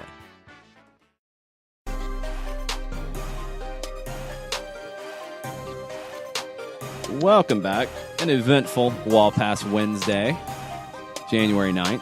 Lots of Miguel Almiron chat. Lots of Newcastle United chatter. Digging deeper into Newcastle's finances and situation than I would have ever imagined on Soccer Down here. But that's what happens. We'll see. But Daniel Campos' interview in Paraguay on radio, that personal terms have been agreed upon. It's down to the transfer fee between Newcastle and Atlanta United. That backs up what The Guardian reported this morning. So, again, stay tuned. We'll see what happens. More Wall Pass Wednesday questions, comments, things that are out there. The OG of Soccer for Good, Jill Robbins, asks, granddaughter wants to visit Atlanta and see an Atlanta United match. Not interested in a blowout. Which match should I recommend? With all the changes, hard to gauge which match will be best. Red Bulls, Colorado, or maybe Columbus, DC, Orlando. Orlando games are always fun just because I'm going to keep saying it. I know people want to fight this for some reason. It's a rivalry. They don't like each other. Doesn't mean it's a competitive rivalry right now because Orlando hasn't won anything. But it's a rivalry. Red Sox Yankees. No, it's not even Red Sox Yankees. It's just no, okay. I'm going to say it, and people are going to get mad. I apologize. It's Georgia Tech right now. Yes, it is right now, and I think Georgia Tech is not going to be Orlando for much longer because they have a coach who plays a normal modern offense. Anyway. That's a fun one always to me. I would say the Red Bulls game after the Women's World Cup final. If I'm looking at one right now, a packed house, probably a viewing party, especially if the U.S. is in it. I mean, let's play that one out. If the U.S. makes the Women's World Cup final, which won't be easy, but they're a favorite. If they get there and it is a viewing party ahead of Atlanta and Red Bulls for the Women's World Cup final with the United States in it, that would be a lot of fun. That would be pretty cool. So that would be my vote, would be that one. I would say from a competitive standpoint, that's one that has to be on the list. I think Toronto would be on the list. I think from the teams in the West coming in from a competitive standpoint, I'd say the Galaxy would be the one. Yeah, I would say the Galaxy would be the one out of the Western teams. So there you go. There's a few options for you, but I'd vote for the Red Bulls in July. That would be the one for sure. Joe McCurdy. Of course, for me. Oh, go ahead. Yeah, go ahead. I was just going to say the novelty of FC Cincinnati out of the blocks and the ring ceremony and the banner and all that kind of stuff. Yeah, the opener act. Yeah, from just the whole thing around it. Yeah, the opener would be a lot of fun too. Joe McCurdy says, it sounds un-American saying it, but I'm happy to let all the youngins play in the U.S. Open Cup. That's a bridge too far. We haven't had much luck there, and it lessens pressure on CONCACAF Champions League, Shield, and MLS Cup. I don't think you have to make that decision now, Joe, because if you have a deep CONCACAF run and you've put a lot of miles on a lot of different guys, okay, maybe it's a different conversation about Open Cup. But if you don't have a deep CONCACAF run, maybe Open Cup becomes more of a priority because those younger guys would not have... Well, you could see it both ways, actually, because I could argue the other way, too, now that I'm trying to argue it. You could say that You're the younger with yourself. players... Yes, if they don't get the opportunities early in the season because of a deep run of CONCACAF Champions League and having to play younger players in league matches, if they don't see those opportunities, the Open Cup might be that opportunity. And that was something Tata Martino talked about a good bit. That was why he played young players in the Open Cup, because that was their opportunity. So you could see a scenario where if you make a deep CONCACAF run and everybody's played a lot of minutes, then maybe it's just whoever's fresh and ready to go, they go. If you get a situation with a deep CONCACAF run or not a deep CONCACAF run and those young players haven't had those opportunities early on, the Open Cup becomes even more important for them to get those opportunities. That's the fluid nature of it. It could go a lot of different directions based off how players are performing. The twos factor into that as well.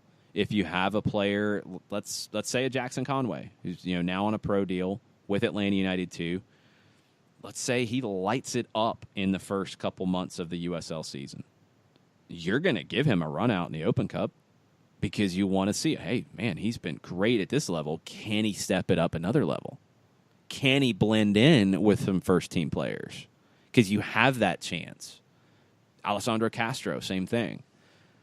You have those opportunities in the Open Cup that you don't otherwise, and I think you're going to take them if players have shown that they're ready for it. So this season is going to be so different, John, because of these opportunities and these differences in a calendar. I think we're going to be having very different discussions about 11s and 18s and call-ups and players playing with Atlanta United 2. It'll be different than last year. And having to know on the hop as many as 23 or 25 guys that could be in any situation for any particular competition. I mean, it's going to be a fun challenge for us because of all of the different combinations and permutations that you could see in a week because of hemispheric competition and then having to roll right back and do an MLS match or a handful of MLS matches. We talked about that stretch in May yesterday about how that's going to be a blast. And I say that somewhat sarcastically with 4 matches in 13 days.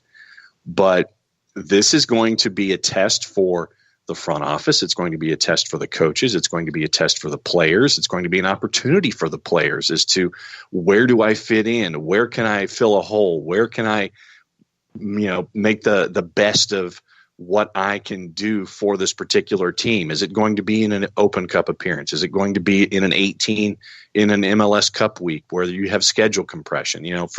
For Atlanta United and for all the players that we see, whether we're talking about ATO UTD2, the academies, it's going to be a trickle down with 3 different levels and multiple competitions. And so this is going to be one of the biggest flow charts I think that you or Mike or any of us have had the chance to sit there and look at when it comes to figuring out who's going to be doing what on a weekly basis.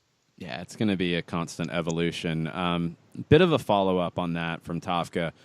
Now that we have an established USL team and a crazy schedule, is it reasonable to think that no one will be on permanent loan to other teams like Patrick Okonkwo and Gordon Wild were last year? I don't like to live in absolutes, so I'm not going to say no, it will never happen, because in those two situations you had a glut of players who were needing minutes in the same position, so they weren't going to play the same number of minutes with Atlanta United 2 that they did in Charleston. I think they got more time there, so it was valuable to do. Could that scenario happen again? Sure, it could. I think Patrick and Gordon both showed enough that they will have every chance to be with the first or second team here in Atlanta this year, and I don't think that'll be necessary. Could there be somebody else who that's necessary for? Absolutely possible. We don't know what's going to happen in the draft yet. Atlanta's picking number 24 in the first round. Hasn't been a position in the draft in the past that has yielded a lot of impact players, but you never know. And it could be a player that, again, Atlanta might not have a whole lot of minutes available for with either the first or the second team. Could be loaned out to another team.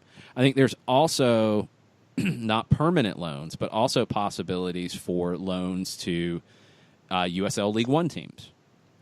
I think that could happen for somebody to get some extra minutes in a situation. And with teams so close in terms of Statesboro and Greenville and Chattanooga, I think all are possible landing spots for maybe a short term, maybe a temporary loan. could be a permanent loan. It just depends on how players show in training camp. I think it's less likely, but I wouldn't guarantee that no, it doesn't happen. And then Tafka also asks, do we see a first-team homegrown signing this year? Or is the system now set that a USL contract will always intercede before a homegrown goes to the first team? He's on Kendall Edwards' watch. I don't think that at any stretch they have to go USL first. I don't think that's the case. I think it's going to be down to what it takes to sign the player and what the competition is out there. You know, Dallas has run into this, and they didn't have that USL option. So Dallas lost players because they didn't have an opportunity to sign them to a first-team deal because they didn't have a spot. They didn't have a place for them. They didn't have anywhere for them to play. So you just lost guys. If you have somebody who has opportunities overseas with other clubs and has interest, you might have to sign them to a first-team deal because it's going to be more lucrative and then loan them to the second team to play. Other cases, you might be able to sign them to a second-team deal first, and they eventually earn a first-team homegrown deal. It's going to be case by case. It's just how the system works. So I wouldn't say it's not one way and that's it. I think it's going to depend on the player and depend on their particular circumstances. But yeah, Kendall Edwards is a player that I think you have to keep an eye on based off the minutes he played with Atlanta United 2 last year. Jackson Conway played a lot of minutes. He earned that contract. I think guys who played a lot of academy minutes for Atlanta United 2, you need to keep an eye on them as to what their potential could be down the road in terms of a USL contract or a homegrown contract. But Edwards is probably the one that's in the academy right now that is the closest to it. And maybe what happens is kind of like Alessandro Castro, where he is an academy player. He plays academy this year. He plays Atlanta United 2 minutes, and you make a decision. And if he's ready, you sign him. If you need to see more, you wait and see more. But he's probably the closest. Other academy guys who played a lot of minutes last year, Dylan Gaither, he played a lot of minutes. We'll see what could be next for him. Other guys went on to college, and I think it's less likely that they sign a deal right now. A guy like Will Crane, Charlie Asensio, who didn't play minutes with Atlanta United 2, but is very highly thought of, went with the U19s to the Germany trip. He's one I think you want to keep an eye on after a good first year at Clemson, but that's a top program that he might not be ready to leave yet. So there's talent coming through, and there's going to be decisions based off the depth chart and based off opportunities available, and that's going to affect whether they slot into a first-team situation or a second-team situation, and the money's going to also factor in. Just how does the money work out? How do the roster spots work out? How is it all going to shake out? What's going to be the best way to keep the player in the fold, and where do you project them to be? That's going to be the conversations. What about a guy like Will Vint? Well, Will Vint we haven't seen yet, so we don't know. Right. I mean, he's coming out of the Manchester United Academy. You would obviously think highly of him. A lot of clubs did. What does 2019 look like for him? Continuing to play for the Academy, and I think earning time with Atlanta United too. And he'll be judged by how he does in terms of earning that time and then what he does with that time with Atlanta United too. But I think it's very early to start talking about Will Vint and a homegrown. Well, he doesn't qualify as a homegrown yet. So you want him to play those time in the academy to earn that homegrown status. Then is he ready for it? That's going to be the question here. He hasn't been here very long, so give him a little time, I think, is where you're at. I'd expect to see him a good bit with Atlanta United too, though. That's my thought going in, and if he earns that time, then he'll get it, and I think he'll have an opportunity to show what he's about. He was also with that U19 group. That was a small group of players who went to Germany, and by all accounts, he did well. So we'll see where he is at the maybe midway point of 2019. I think that's where you start to see some decisions made on academy guys is at the end of the academy season, wherever that falls, if it's into the regular season, if they go to the playoffs, what that looks like. Where are they and where do they project? Are they ready for a pro deal? Are they not ready? Do they have more time in the academy to earn that deal? Are they out of time in the academy? Are they going to go to college? What's next?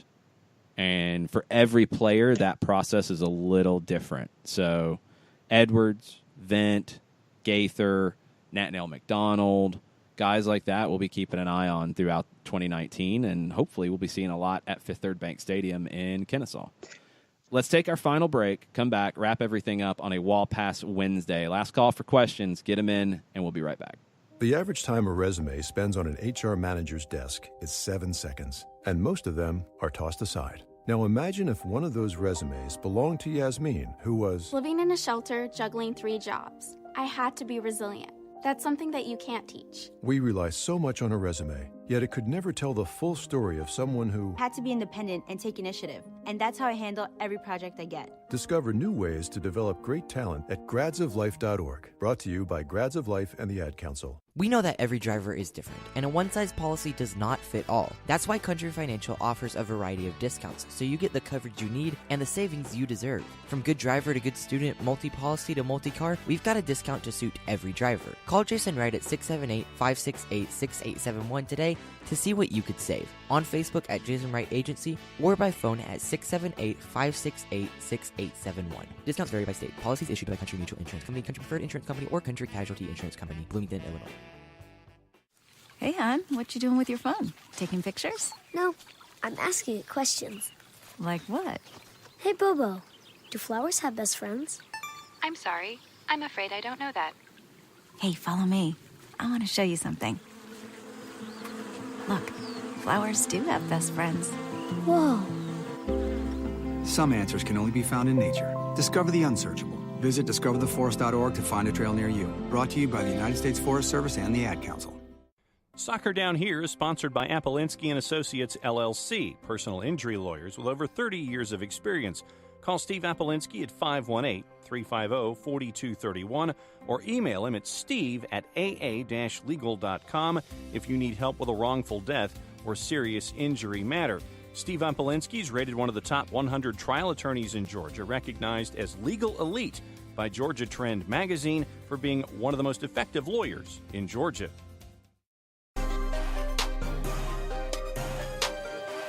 Final segment, Soccer Down Here, Wall Pass Wednesday for January 9th. Taking lots of your questions all day long. Lots of Miguel Almiron conversation. Lots of 2019 expectations for Atlanta United conversation. Jonathan Hilliard with an interesting one on a Wall Pass Wednesday. Do you think Uncle Arthur can get in the mix by Newcastle and get this transfer done in the next 3 weeks?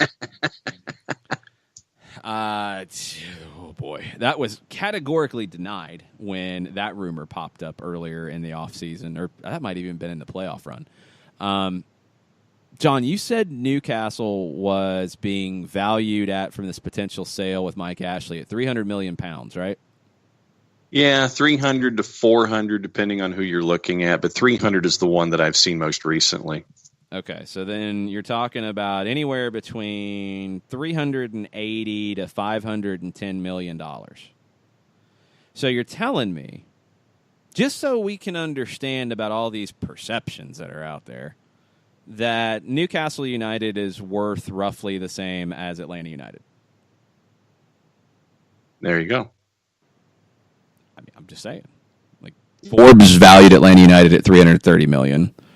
We saw some of those valuations not reflect sale prices. Orlando was a prime example with the piece of Orlando City that was sold last year. That was sold at a rate that was far more than the Forbes valuation. And Forbes said themselves with Atlanta United that was not completely reflective of the 2018 season and how much revenue came in and how things had changed being at Mercedes-Benz Stadium. So basically Newcastle and Atlanta United are worth about the same amount. Mm-hmm. Roughly, according to Forbes and according to these sale figures. So yeah, sky. I don't know which one's the better investment. I'm kind of leaning to Atlanta right now. I mean, traditionally, Mike Ashley has used Newcastle as a way to buffer his sports direct business and use any kind of operating revenue to help boost the bottom line for his outside sports businesses and promote the living daylights out of it as opposed to reinvest it in the franchise. And if you reinvest in the franchise and keep building its value, you'd probably be worth more and be in a different situation. And yeah, all the normal stuff that we discuss in these situations. So I don't see Arthur Blank buying Newcastle. Sorry, Jonathan Hilliard. I don't think that one's going to happen. But I do think this deal has a lot of legs to it. I really think that Miguel's agent, his comments that are making the rounds on Reddit right now, all over the place. Those were very targeted comments. Those were basically like, "Yeah, the clock's ticking. You want to get this done? Clock's ticking. You're not the only team that wants Miguel Almiron, so you better make a decision." We'll see if Rafa Benitez is banging on the door of the financial department at Newcastle United right about now and asking for crumbs. Who knows? We'll see where this goes. Dog. Yo, I need some cash, please. We need to get this guy. If we want to stay up, we need the money. So let's see what happens. It's gonna be interesting, but I think those comments were by design today, and that's trying to get Newcastle to. There's a pot analogy that we're not going to go into that I think you guys know what I'm talking about. Yeah, it's that time. So we'll see if Newcastle's ready to go. Jackie Fresh, the Garlic Bread Warlord's son, has let us know that Schmiggy Schmalmarone is rated at 87 on FIFA 19. So there you go. Nice.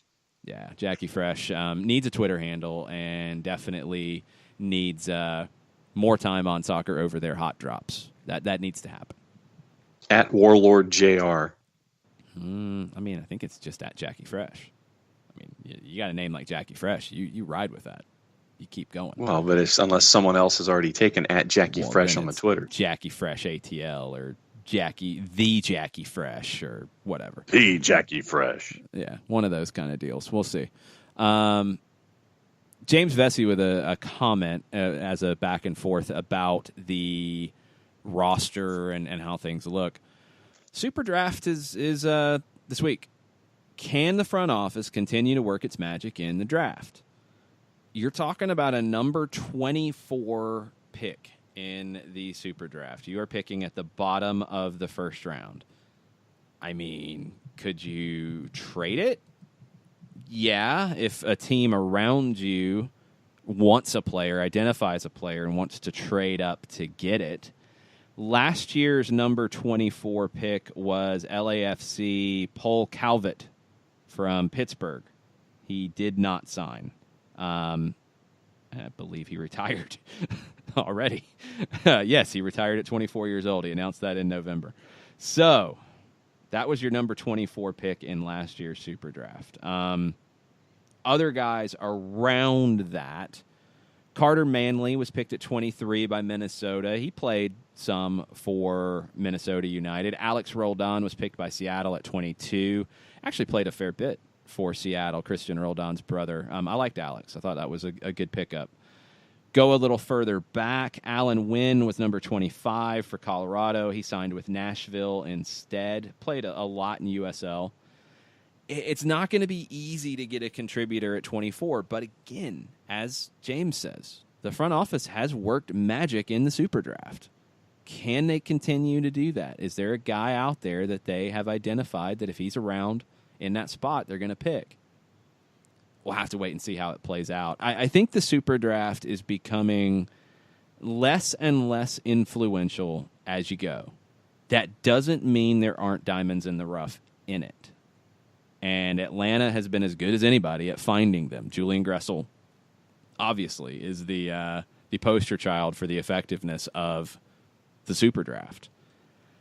I don't know if Atlanta gets anybody here that contributes big minutes at the first team level, but it could be a contributor for Atlanta United too. You could go project. You could go with a player who maybe is changing position, maybe played at a smaller school, maybe it's an NAIA guy. Somebody like that could grow in the system. That might be what you're looking for in the Super Draft.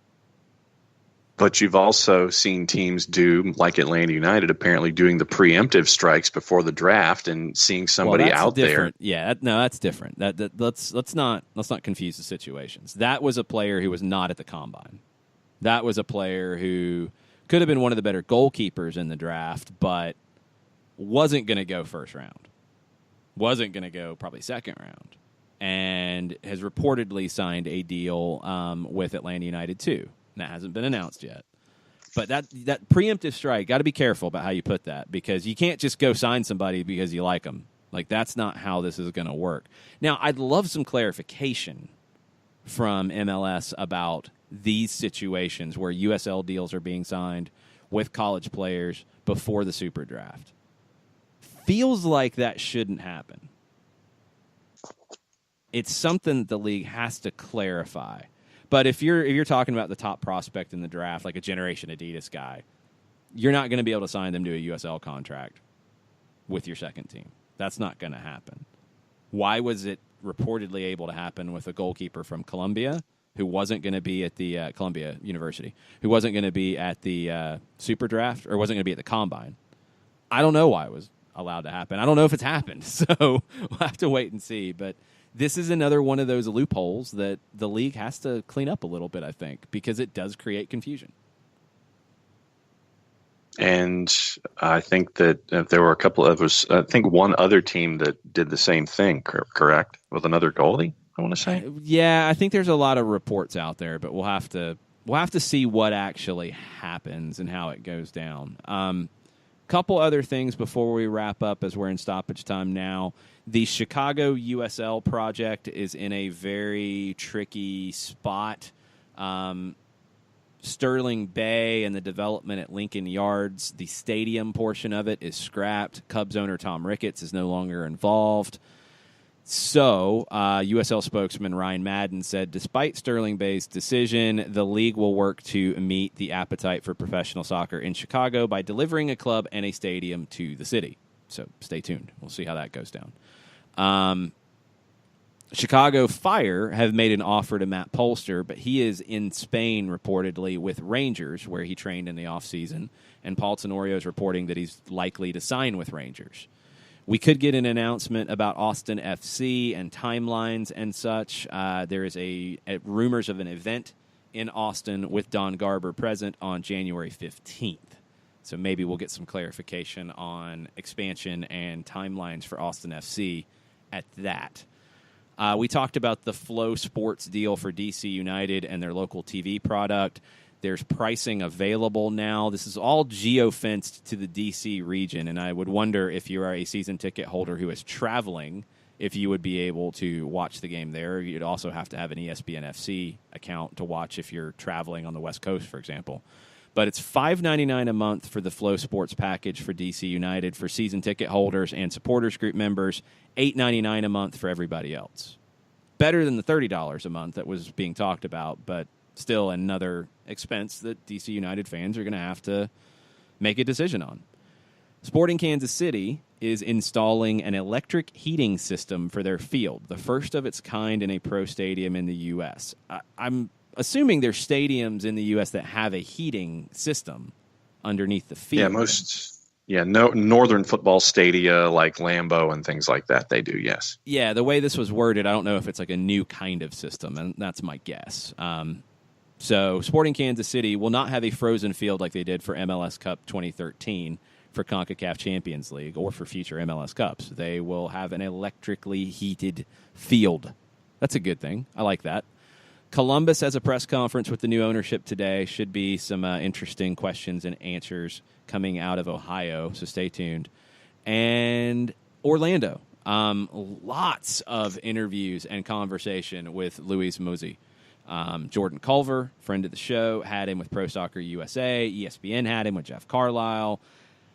I want to say there were more outlets that talked to him. All kinds of different things being said. But a lot of it came back to the quotes he gave to Jordan Culver where he said, it's not something that's going to be overnight. There's some points that I bring with me. I like the team to be a team of fighters, a team, not one player here, one player there, and all that. I think we're putting together a very nice group of players that will get along and will understand the concept of the team. I think that we need to have guys who are hungry, who want to be here, want to own the team, feel like this is my team, this is me. I'm not just here because next year I'm going to go somewhere else. That's been the recurring theme in most of his interviews have been, that happened, that's not going to happen anymore, we're moving on. We'll see. He also says to Jordan Culver that they need to get a center back, and I would definitely agree with that. He says they need to work on some attacking pieces as well, especially on the flanks. Add some speed, add some youth. Maybe it's a new era in Orlando. We will have to wait and see how things shake out. He did mention with one of the interviews, and I think it was with Carlisle, that he needs to sit down with Sasha Kljestan and see what 2019 is going to be for Sasha Kljestan. It was an interesting set of comments, and it made you think, well, maybe Sasha Kljestan's future is not in Orlando. And that's something that Luis Mosey will be figuring out with Orlando City. Diego Ribas could be coming in to play that role. Keep an eye on Orlando. We did last year. They made a lot of moves. They've now got a few resources to use after the sale of Yoshi Otun. We'll see how they use them, and we'll see what moves that Luis Mosey makes to revitalize the Lions of Central Florida. That's it for us on a Wall Pass Wednesday. Thanks, everybody, for listening. Thanks, everybody, for chiming in.